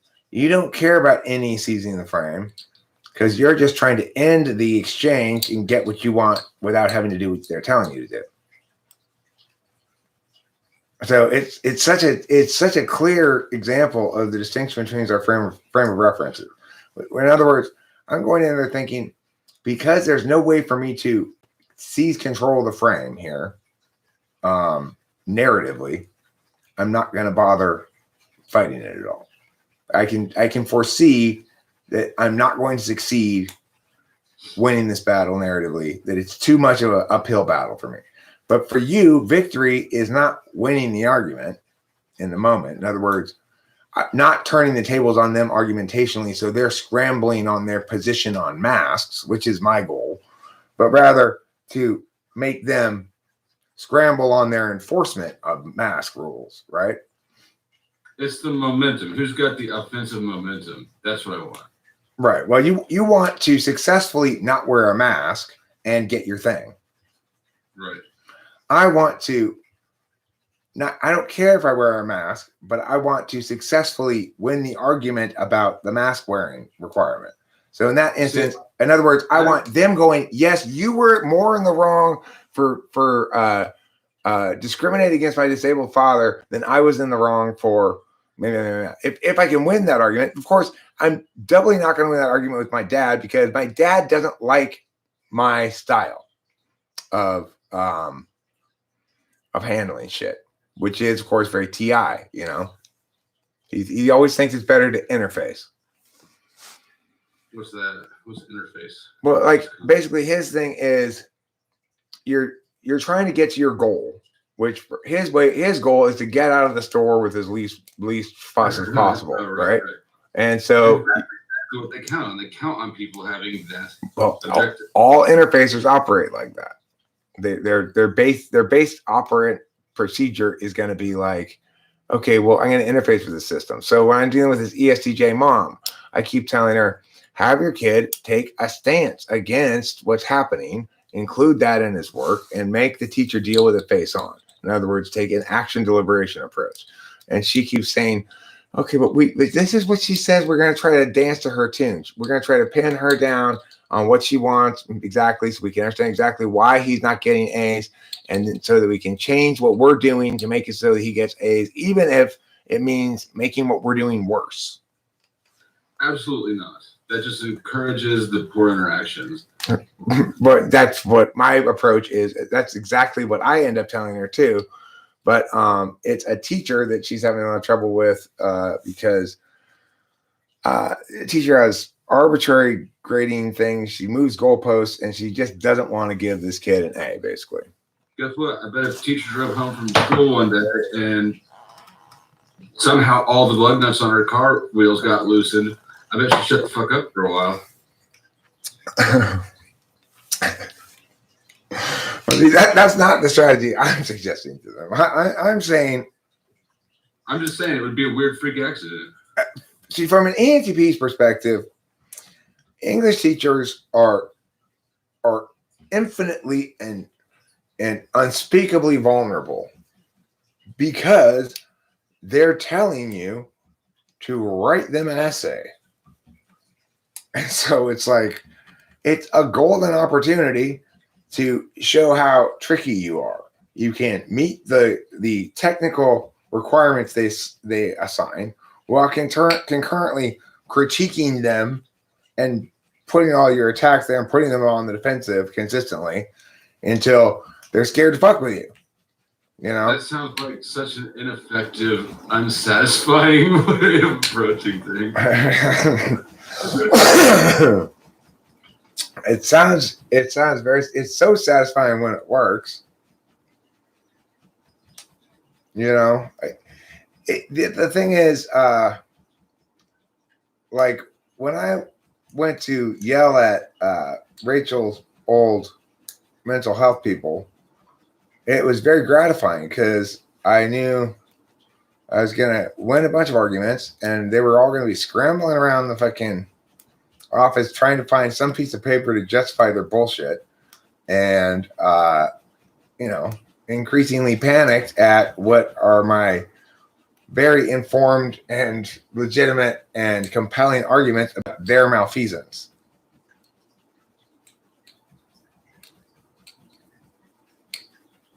You know, it gives me a great joy to think of them scrambling around. And I thought you said grape joy at first, and I was trying to think of what that is and have I ever had that drink. Grape joy? I've never had it. No, there's no such drink. Like shitty, like the cheap sort of juice drinks you get your kid. So shitty that the best name they could come up with was Grape Joy. Yeah, like little plastic tubs with the foil top on that you peel off, like yogurt tub. Like beverages, cheap beverage names be things like, Grape Joy or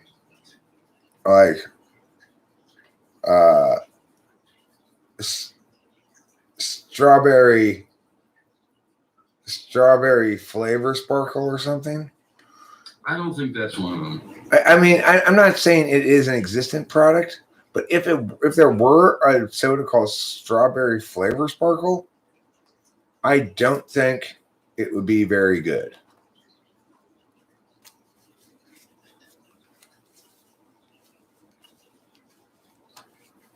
Malfeasance reminded me of the classic trifecta of Eric words. To transubstantiate a malfeasant adjudication of a drippage.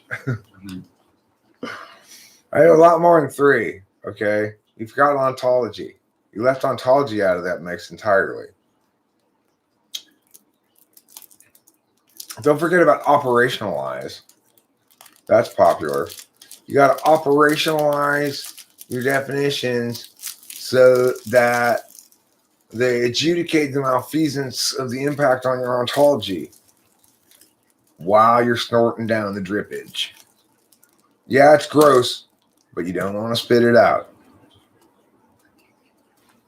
My brother is a snowboarder, and he says that cloth masks that have become ubiquitous are the best winter face warmers he's ever had. I see. What is flow state's comeback when someone tells him to put a mask on? Well, Leaf Trimmery said basically he redirects. Where's the bleach? Well, of course, the employee is much more conditioned to responding to demands than they are to making demands of customers. They're going to fall right back into their natural thing, especially if you've got a directive approach. And as soon as they see that you're kind of like, meow, meow, meow, they think, fuck it, somebody else deal with this guy. You know, would you say that accurately describes the mechanics of your approach, Taylor? Yeah. I was only kind of half listening, but yeah, because in that interaction, when they say, "Sir, do you have a mask?" There's a dynamic where the maskless is on the defense and the Walmart greeter bitch is on the offense. So you gotta switch that dynamic, and the fastest way to do it is to hit them with an agitated customer question, because then it's just muscle memory, like right. What's it? The memory hooks or whatever. So they'll go into sort of autopilot a lot of the times. So it's like, if it's executed ideally, it's probably like this. Sir, you're, oh, good. Can you please tell me where the meows are? I've got to get in and out of here quick. The meows. He's like, but where are the meows?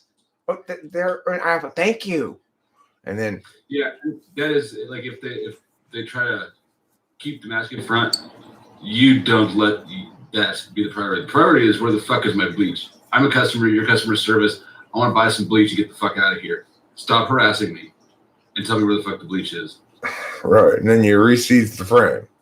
Because they've got 2 jobs. They got to appeal to their boss's instructions to be good customer service people. And they've got to appeal to their boss's instructions to enforce the mask thing. Well, and ultimately, they're probably not making very much money. And how much headache is this job? They're only going to work so hard at it, and I can dig in on this. But the thing is, people can feel a little bit when it's like when I go to the window to drive through, though, as well. Like, okay, I'll usually put on a mask before I deal with the person's window. And my reasoning for that is, that's so fucking stupid. Well, here's my reasoning. I can't wait for this. It's that I don't know which of those employees at the drive-thru is panicky. I don't want to. I'd much rather err on the side of caution. So, in other words, are you like somebody's gonna spit in your food or something? No. I'm saying that I don't want to cause the person in the drive-thru to experience genuine worry, discomfort, or a difficult time. God. Fuck that shit. No. If there's no. And I can't assume that they are smart enough not to. That is the wrong concern. If you're concerned about that person's emotional well-being and that you being in a drive-thru in your car without a mask on will freak them out, guess what? They should not be working.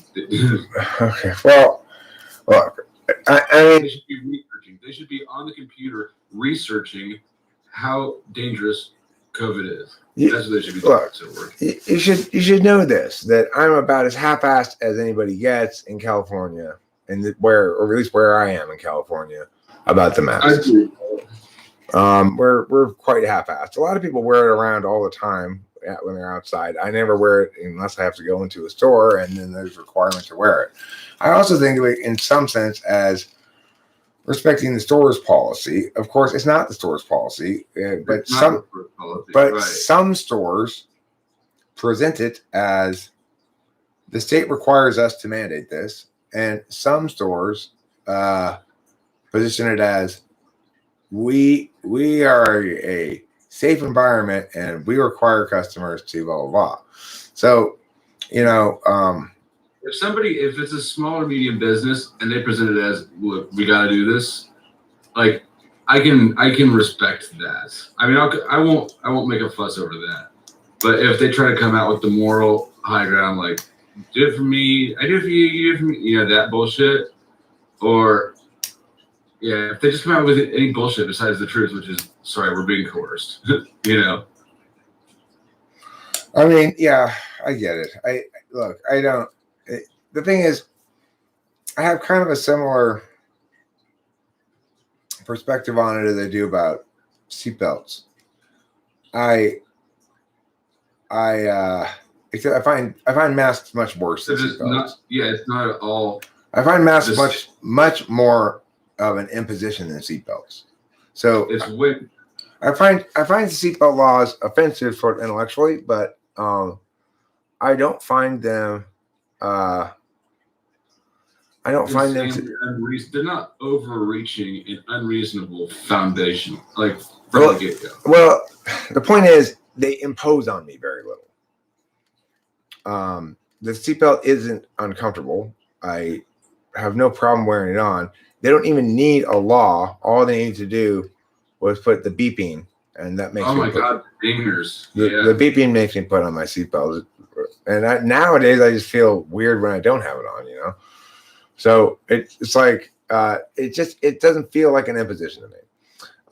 The masks definitely feel like an imposition. Sometimes my mask smells bad because I haven't washed it like ever. Sometimes I feel claustrophobic in it. And a lot of times, very frequently, I experience the small harm of having to repeat myself, So, the harm is the absolute erosion of people's autonomy.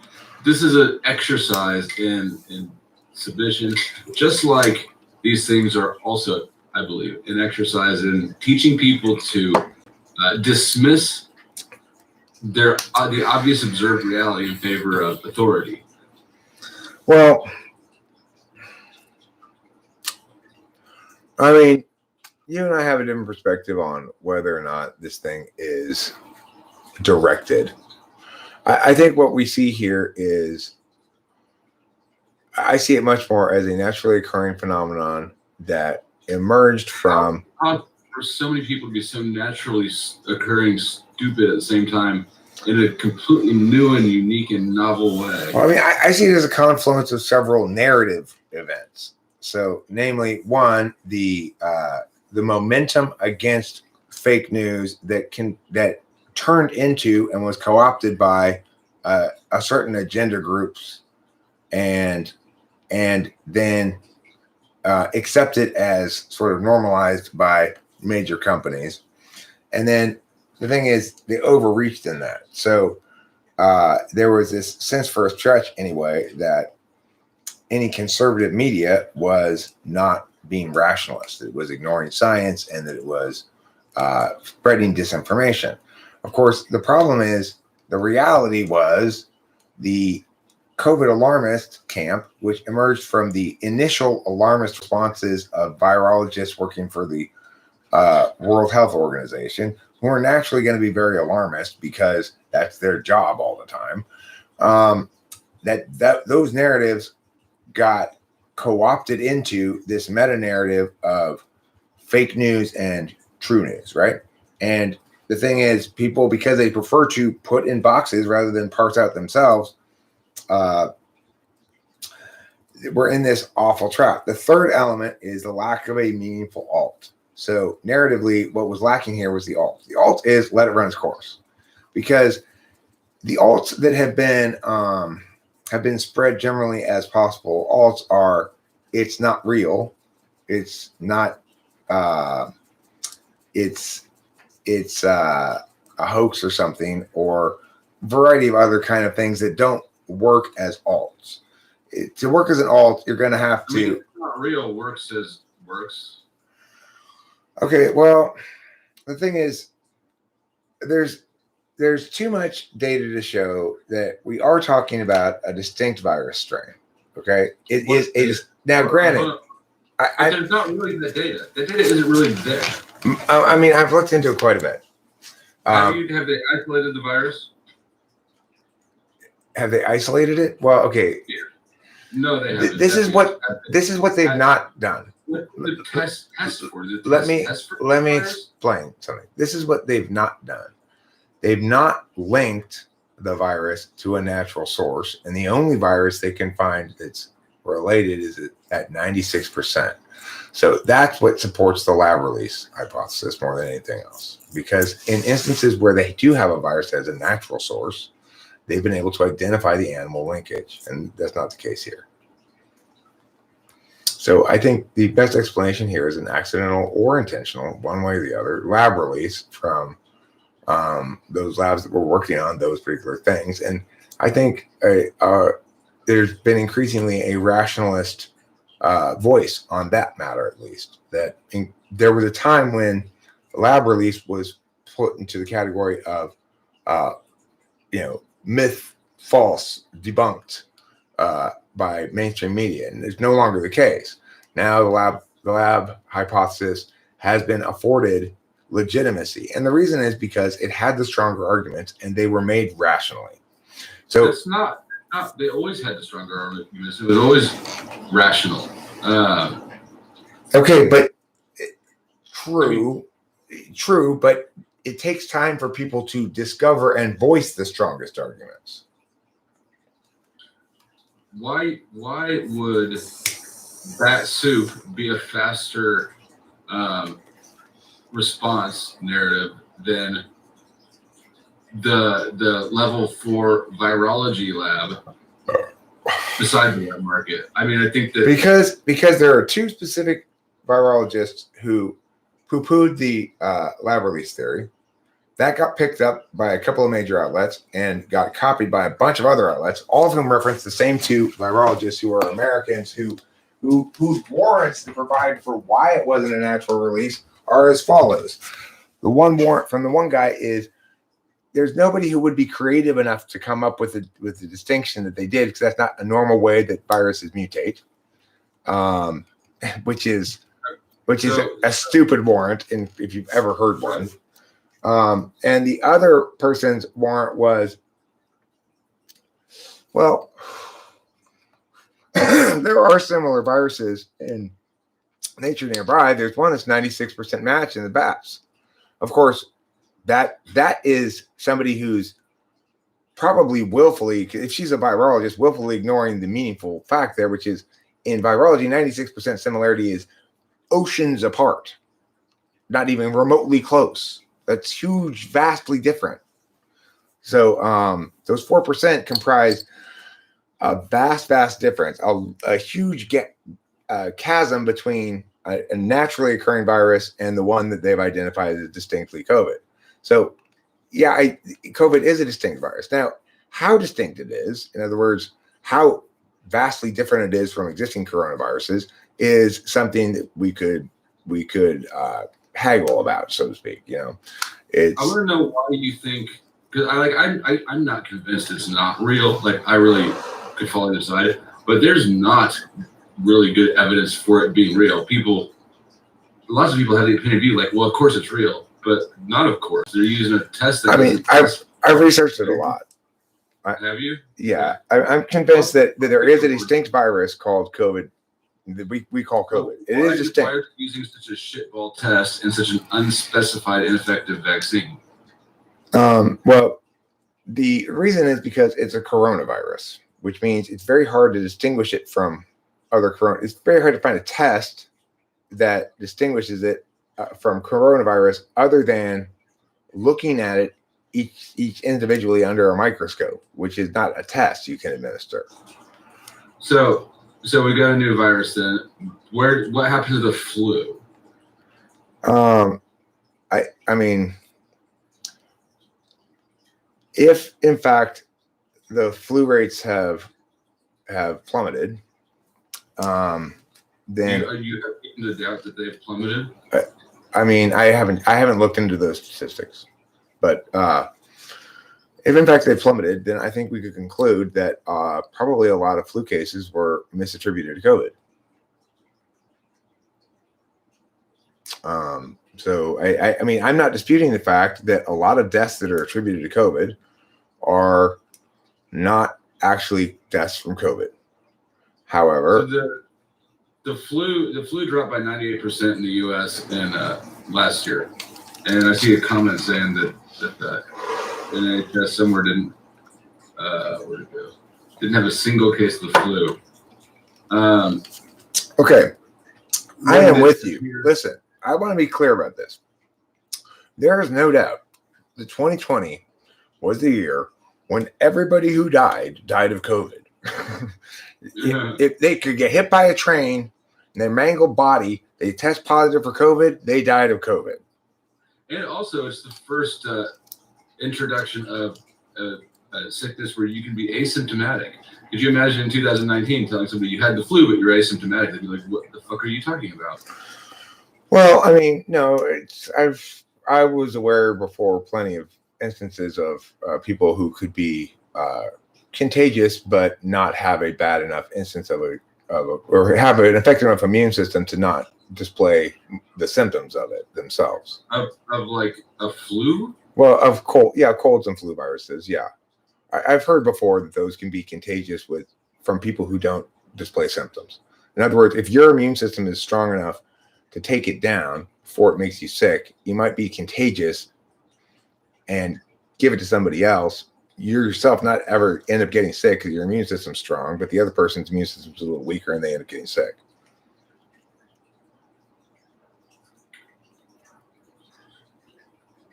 I'm disturbed by your lack of conspiracy. I mean, I don't. Hold there your cognition. You're going to do everything you can. Look, the thing is, even if the conspiracy things are right, the problem I have with them is I can't sustain them argumentationally, so I don't try to. You can sustain most. Right? No, I can sustain all the claims I make. I'll give you. Maybe you did. Maybe you did. I'll give you the benefit of that. You did research. It's a real virus. Fine.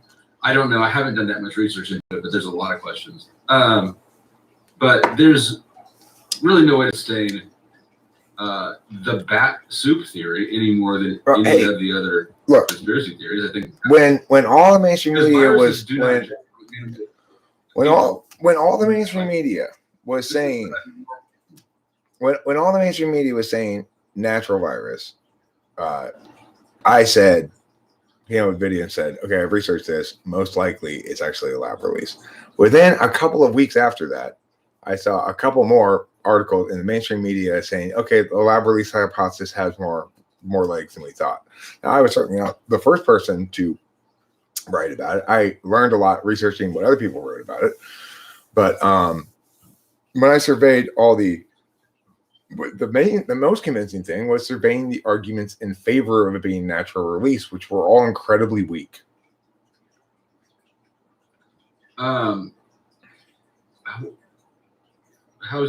What arguments do you think are weak? Well, like I said, they had two. They were citing two arguments for a long time. I haven't checked it since I did this a couple weeks ago, but there were only two virologists that were consistently being cited in each of the mainstream media sources, and they were giving two shitty warrants. One, that people weren't clever enough to come up with this variation, and two, that there's a close natural variant. It's only 96%, but that's not close. So those were the arguments in favor of natural release. That was it. Okay. That's all I could find. I think we're arguing the same side on this. No, we are. Oh yeah, we are. Okay. I'm saying that in that instance, what you had was a sort of herd mindset grabbing onto the first two things that went along with what they wanted it to be in the first place, and just embracing it and trying to sort of shut down opposing discourse on the matter. Well, the very first thing that we knew was that China hid it, and the World Health Organization helped them. So right out the gate, we know that we can not trust. Well, we definitely can't trust China.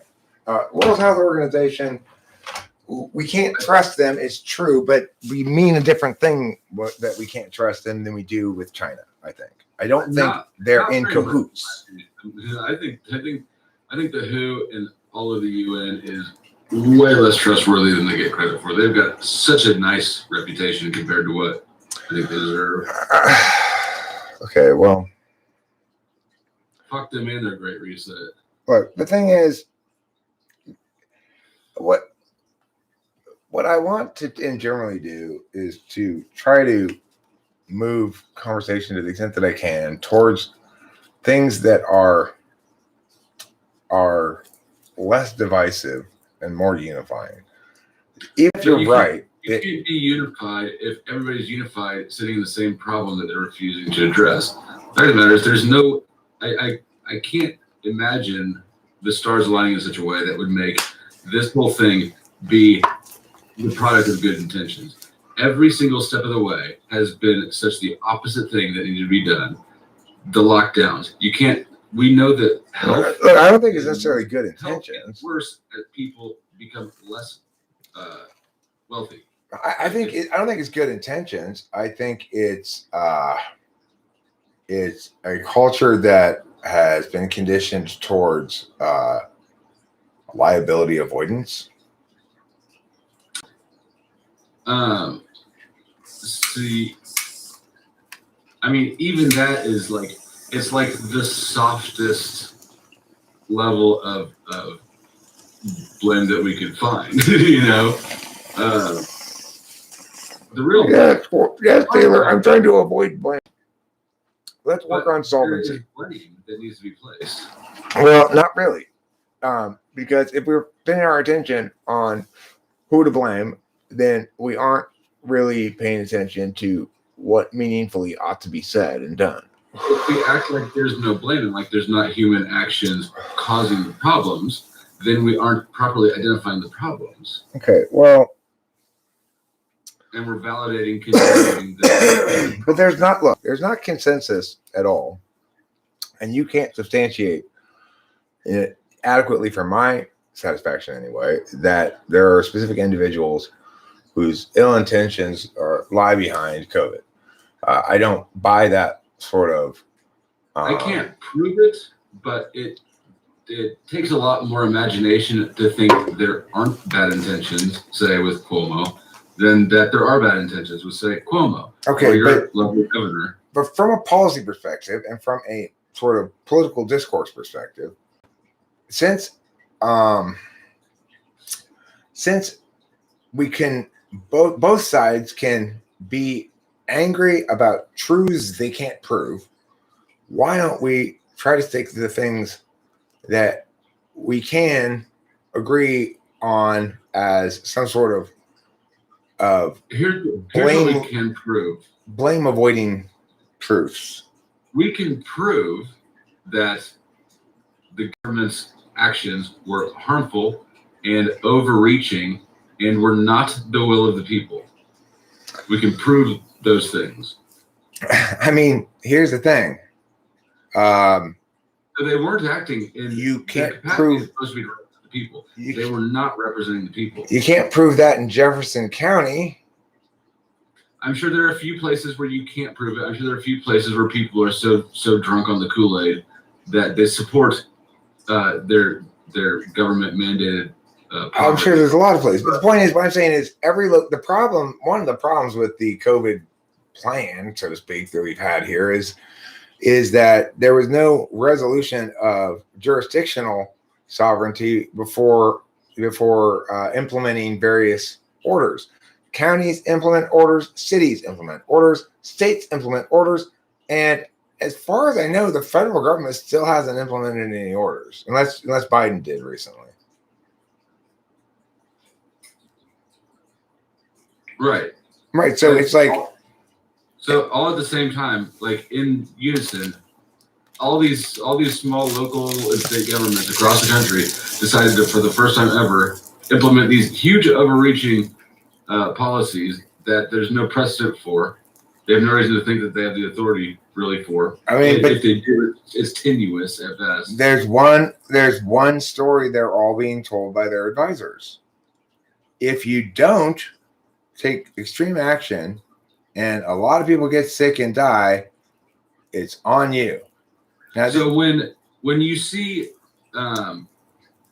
like stupidity or incompetence or negligence, like I get the vibe you're suggesting more than malice, which is what I'm suggesting.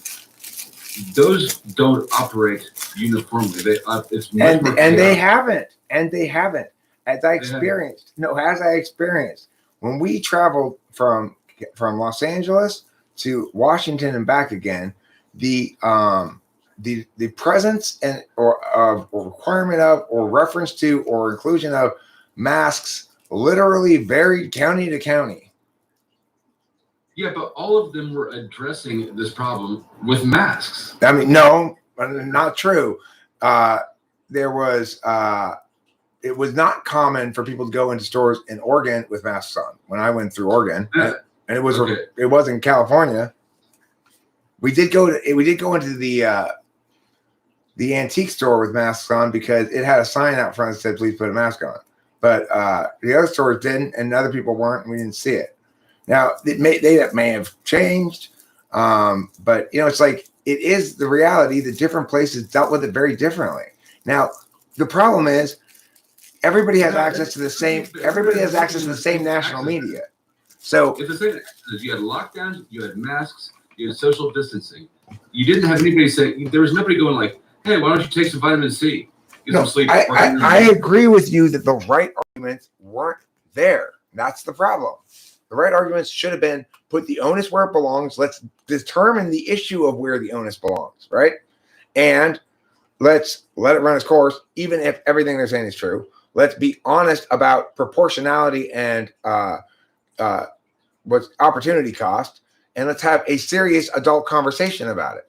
The problem is, what prevents those conversations, Taylor? What prevents those conversations? Insisting that we talk about who's to blame. Look, they put in the COVID stimulus bill that they put $1,000 bribe to mark people with COVID on their death certificate. They're paying motherfuckers to do it. There's a huge conflict of interest there. You cannot address the problem without acknowledging the elephant in the room, which is there's either the most obscene incompetence ever imagined. But what arguments are missing? Why is that permitted? Why does that occur? Why is that happening? It's because certain arguments are missing from the public discourse. And what are those arguments? They are not the ones you're saying, okay? They're the ones I'm saying, which is we need to evaluate this on where the onus belongs. That's a central question. Why is it that Mia has the authority to tell me what to do and under what circumstances? And we need to have an honest adult conversation about that, right? And so that's a conversation we can have because it's not making claims that are in dispute. And so I guess I could. I won't disagree with that. I guess in my head I just skip straight past it because I don't think anybody has the authority to do it. Even if they do, by some magic little rule snuck on the books, have the right to force everybody to not leave their houses and go on house arrest. Fuck that shit. Like I'm not indulging. It doesn't matter. Ultimately, what matters is that frame of reference isn't being talked about. If that frame of reference gets talked about, eventually the best arguments rise to the top over time. You can rely on the marketplace of ideas to generate the argumentation. But if those argument sort of seeds aren't planted or those nubs aren't out there, then the wrong arguments get talked about. What should be talked about in the mainstream media as oppositional points? It should be talked about where the onus belongs and comparables. In other words, proportionality. What we can't pretend this is entirely unique and have no comparables to reference at all. We have to reference some other comparables, and we have to reference including some hypothetical comparables. So what would we do if there was genuine airborne Ebola with a month-long incubation period? They incubated for a month, then instantly killed you. It's contagious entirely during the incubation period. What would we do in that worst case scenario? What do we do in a normal scenario? What does a normal scenario look like? How much does this scenario look like option A versus option B? These are kind of questions that adults ask about proportional responses. Is this response proportional to our norms, our standards, our expectations, how we think we ought to be? And it was shocking. Yeah, the normal adult discussion points were shockingly absent. I agree. Everybody fucking freaked out. But the point is, these things are still not getting talked about, because I just read an article the other day talked about epistemic security and basically shit on people who are not COVID alarmists. Why aren't they being talked about? Well, because my voice isn't loud enough. But how on earth has the mainstream media and the politicians and the powers that be not noticed what needs to be talked about yet? How could they possibly be this stupid? Unless they're... I mean, but what? Okay, but again, instead of talking about, instead of trying to insist that these people must be willfully ignoring these things, let's position them so that they have to publicly willfully ignore them. That's a much better approach. By doing what? By talking about them and by making those the central points and theses of the opposition. Currently, the opposition's central theses tend to be voiced by people like you, voicing theses that aren't proved, but they have a strong intuitive sense of, and that ultimately won't win the argument. So you think that the way to win the argument is for us to discuss less personalized components, take all the personal stuff out of it, and just focus on the fact that they don't have the authority? No, I think we need to talk about three things as a matter of policy. We need to recognize this. Number one, by example, we need to demonstrate for them. We, the population, need to demonstrate for our leaders what the. I mean, it's okay. So. Well, your style is dominating the playing field right now and losing badly. It's about the only thing that wins. No, your style is dominating the playing field right now and being successfully portrayed. Listen, Taylor, listen.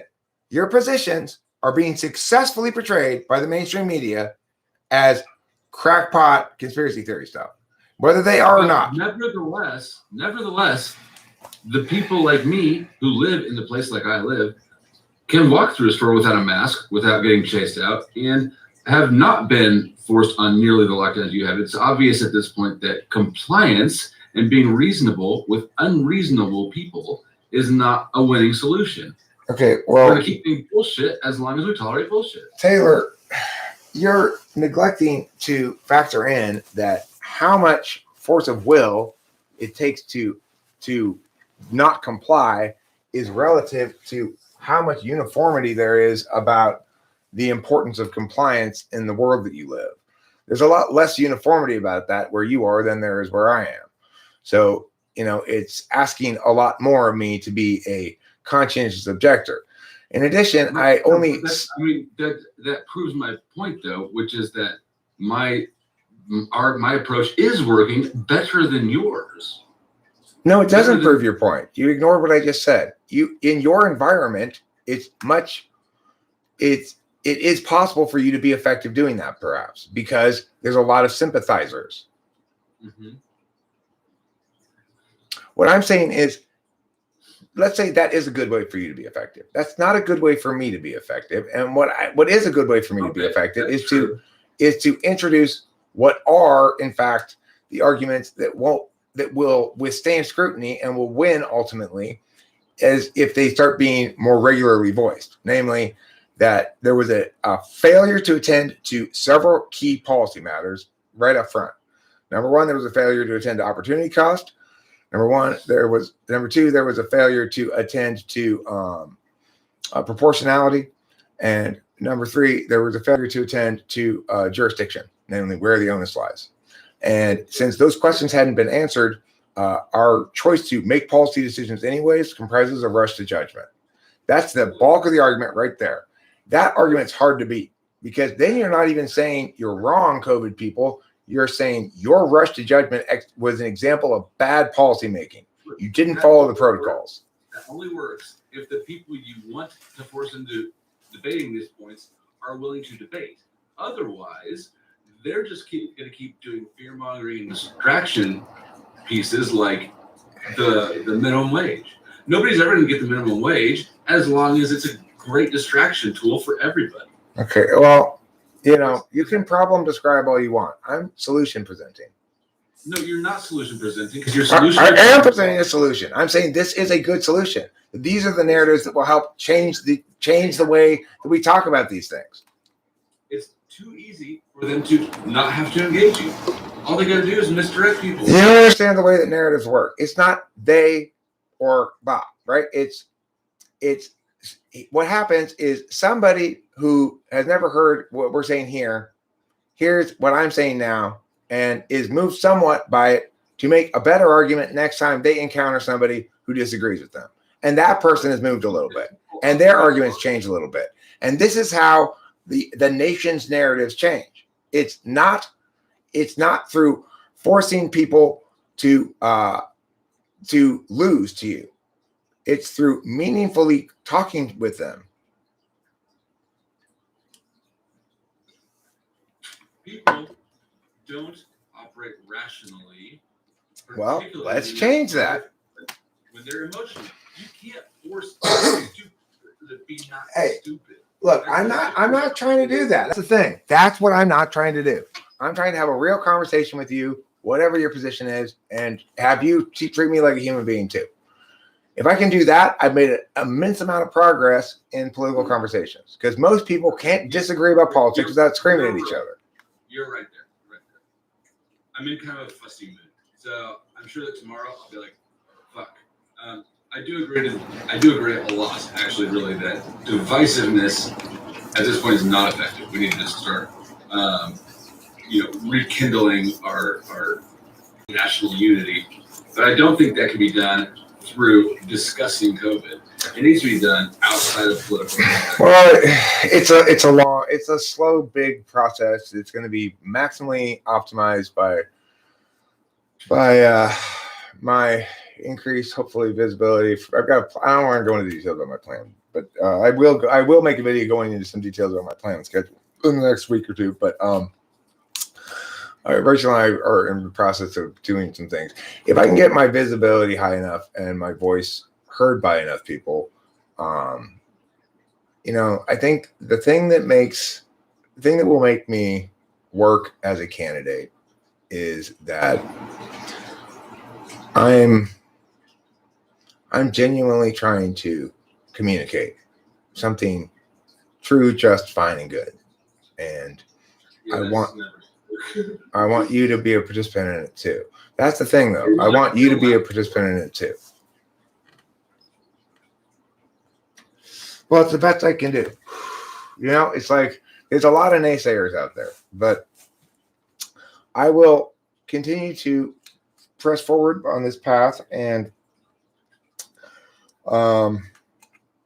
do the little TE things. I got a list, a to-do list and shit. We've been getting a couple things done a day, trying to take things at a nice normal pace. All right, we got a plan. But now that I feel like the fucking naysayer, it's fine. No, I get it. It's fine. Naysaying is appropriate at this point. It's a perfectly reasonable response. Of course, it doesn't impact me at all because if I were impacted by naysaying, I would have quit this notion long ago.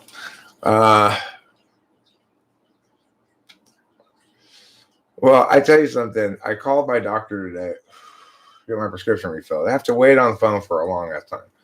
The message that it plays, which is like some background music and some Optum Health now offers blah blah blah. That kind of stuff, right? Well, half of the message is do not ask us COVID questions. We do not have the vaccine. We're not making appointments for the vaccine. If you have any questions about COVID or the vaccine, visit this website. Do not call. If you have questions about COVID, get off this phone. And it's like repeats like 50 times in this phone message because you're on the phone forever, right? And so it's like by the time I was done saying that, as soon as the lady answered, I wanted to say, so I have a question about the COVID vaccine. But I didn't do it. Because it wouldn't have been as funny for her because she hadn't spent all that time listening to that message over and over again, you see. Obviously, I'm not interested in the COVID vaccine at all. I feel no need to get any COVID vaccine. You read these ridiculous articles. What to do about people who won't do their part in creating herd immunity. Okay, fuckers. Talk about some back-asswards thinking. It's like, if the vaccine works, you got nothing to worry about. It's almost so backwards that it's nefarious and it becomes most reasonable to consider it hostile. I mean, I just think it's emotional people who have a chance now to beat up their political opponents since they see the right as being largely anti-COVID alarmism and the left as being pro-COVID alarmism. They see they've got the majority of neutrals on their side, and they're running the streets with glee, bashing everything they can with their righteous indignation. Well, I mean, obviously the media is all propaganda. I mean, Taylor, that's not true. It's not all propaganda. You've got a bunch of individual people whose jobs it is to produce various things for various organizations who have various agendas and are all, a lot of people take the easy route and just sort of copy what other people do. And that's why you see a lot of uniformity. But okay, not everybody is aware that they're part of the propaganda media. Some people might just think that, well, this is a stifling culture, but whatever it is. Or a lot of people don't think about it at all. Or maybe they just hire people who are like-minded.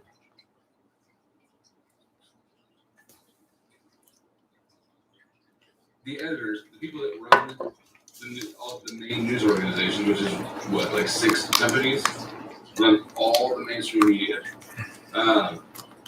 You don't think that there's agendas? You think they've got this much? I do think there's agendas. I just don't think there's a uniform agenda. I think you are correct in noting there's unusual uniformity in this agenda, but I think my explanation for it is more sensible than yours. Why? Well, because I mean, for a lot, basically, mine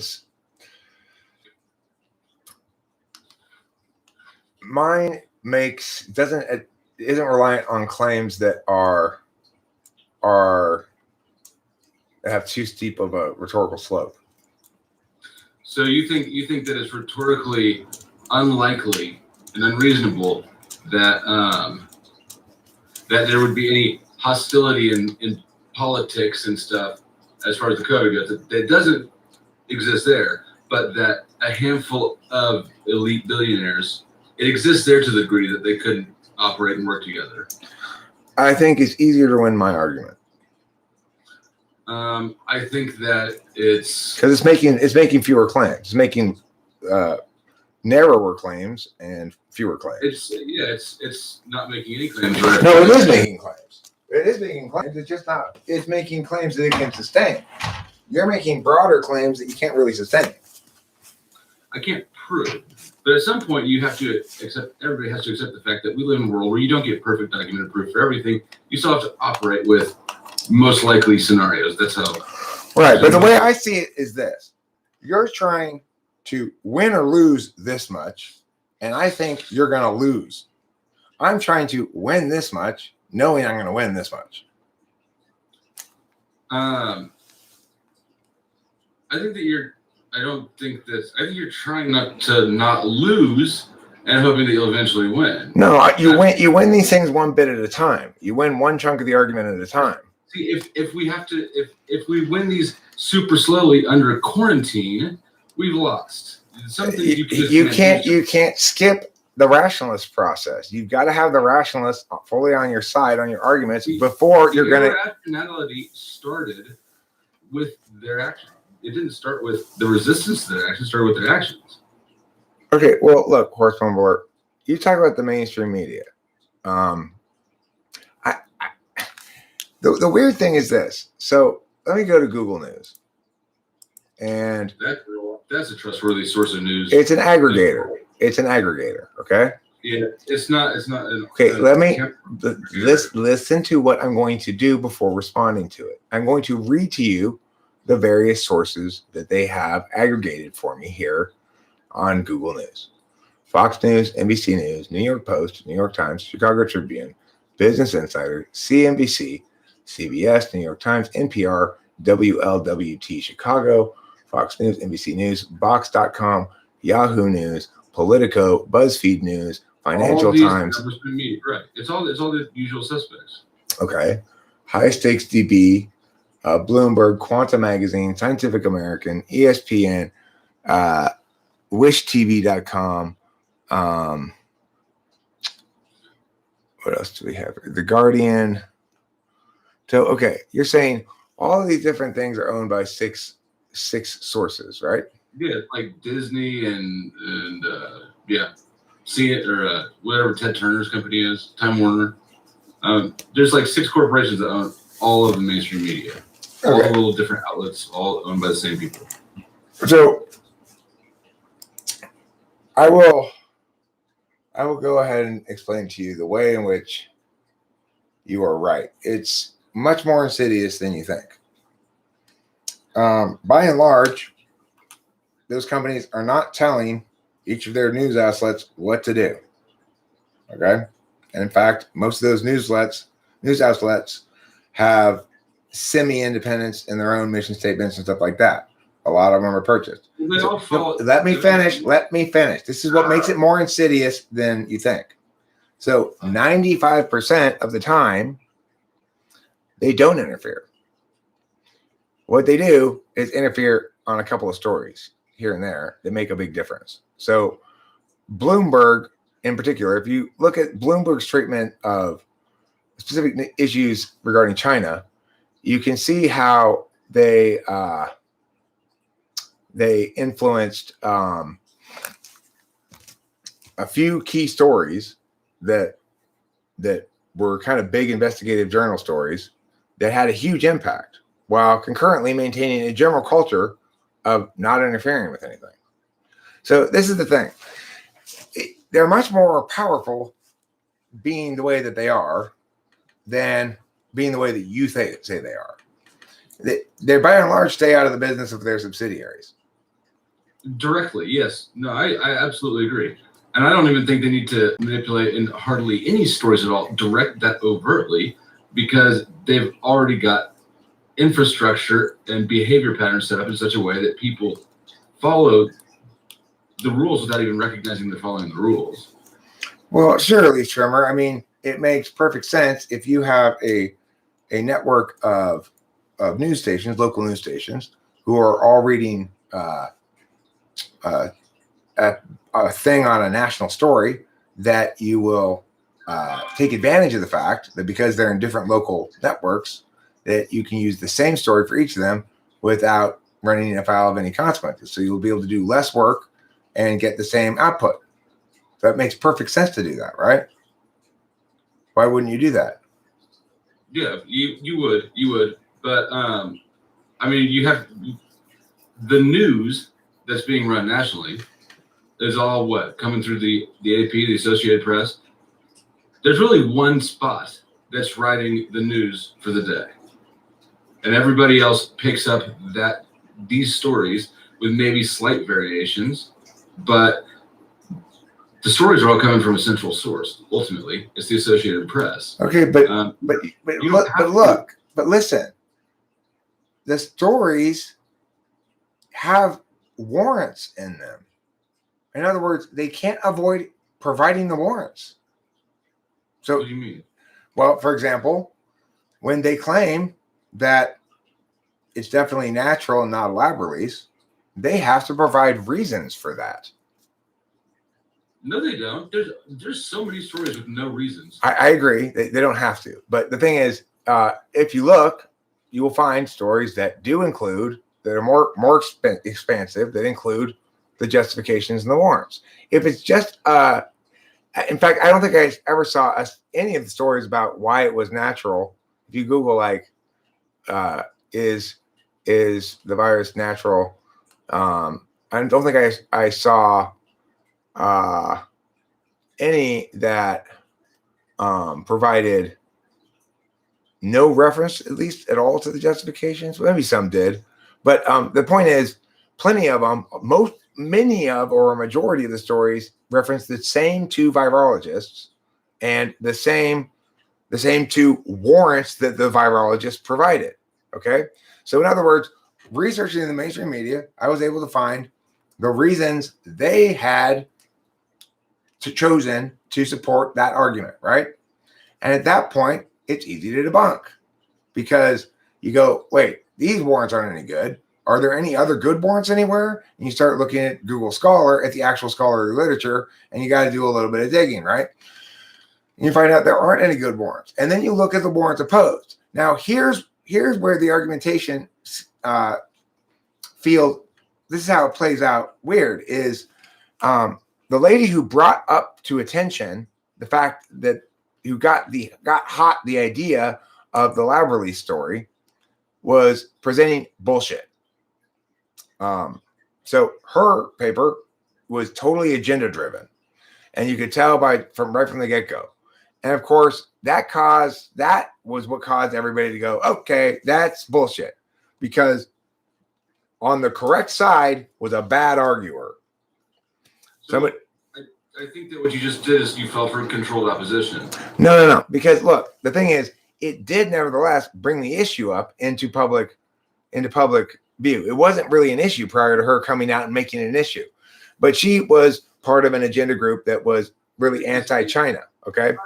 You know, there's only one level 4 viral lab in all of China, and it's right by the Wuhan. Okay, I know, but the point is, what she had done was very clearly an attempt to authentically indict the Chinese. She had some good reasons in there, good enough to incite further investigation, but because she hadn't argued it well, it was easy enough for people to dismiss it. Fox News had her on, and then they had to disavow her because it. You know, when you looked at the actual study that she was presenting the papers and stuff, it wasn't done well. It was done by somebody who was pushing an agenda. However, it allowed me to research a lot of other things about it related. I was able to look into things that she referenced and see what the actual reality of it was. And it became very clear, looking through a bunch of peer-reviewed journals and hearing arguments from various people who dealt with it well and argued well, that the better arguments were on the side of lab release. So I got there from the mainstream media. So, okay. But I mean, who pays for studies? Like, let's say in the pharmaceutical industry, or in medicine, who pays for the studies? Okay, so at this point, you're again trying to use a motivational calculus. You're again trying to use a motivational calculus. You're saying that even in the most robust of the accountability arenas that we have, which is science, we can not trust even peer-reviewed science. No. The scientific method is absolutely legitimate.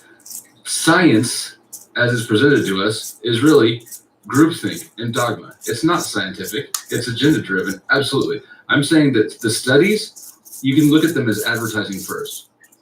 It depends what you're talking. That's not, look, spend some time Googling shit on Google Scholar and I've been on Google Scholar plenty. Okay, so have you ever worked at disclosures? Notice when you underneath the headline, there's a little disclosures section. You should click those. It's fascinating how many studies all have disclosures tying them back to Taylor. You can evaluate the methodology, the data, and the warrants they provide within the study yourself. Why would I evaluate the studies, the data of a study funded by somebody who obviously has an agenda? I can tell you right there that if Mark Zuckerberg is funding studies into personal internet privacy, I don't want anything to do with that study. Then you never trust any study because all studies are funded. Well, it is kind of a problem. There are varying degrees. So that's not a good way to argue then.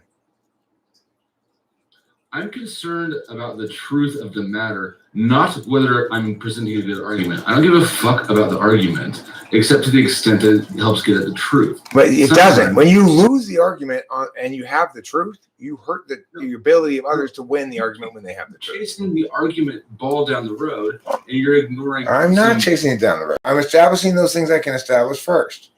A sensible approach. Right, but by following by following the formalities,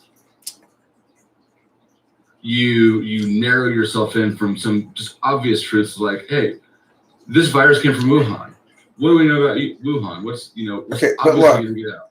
You don't need to make great arguments. You don't need to present solid. You want to get to D arguments for some things. Some things you can just kind of go. You want to get to D, Taylor. You want to get to D. I'm telling you, no matter how badly you want to force your way from A to D directly, you're much more well served to go through B and C.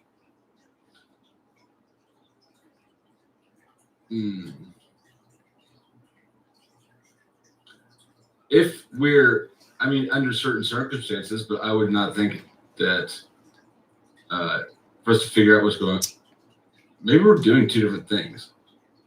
I'm just trying to say what's going on. You sound like you're trying to. I'm trying to fix it. The actual process. I'm trying to fix the way we talk about things. We're kind of doing different things. Yeah.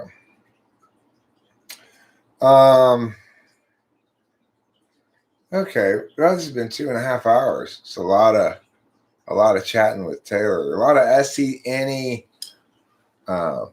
class. It's great stuff. You can see the cognitive function value difference there pretty clearly, right? This is a great chunk thing to say.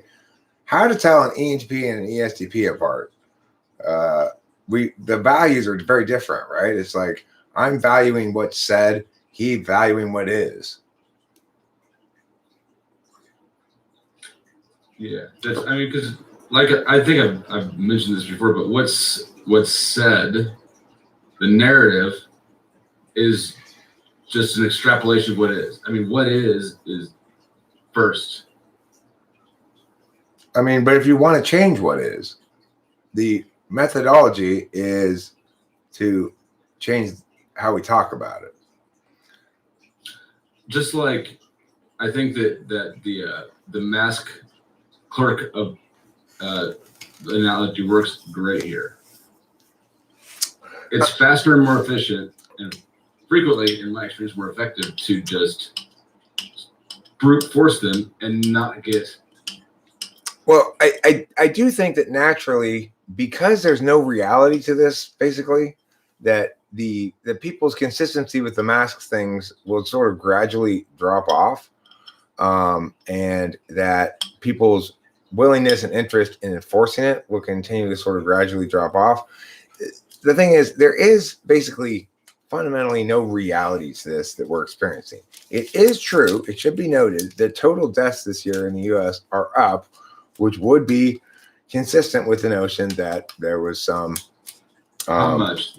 some new virus of some sort. Or it's very small. Okay, I agree. It's not much, but we want to be fair and do acknowledge that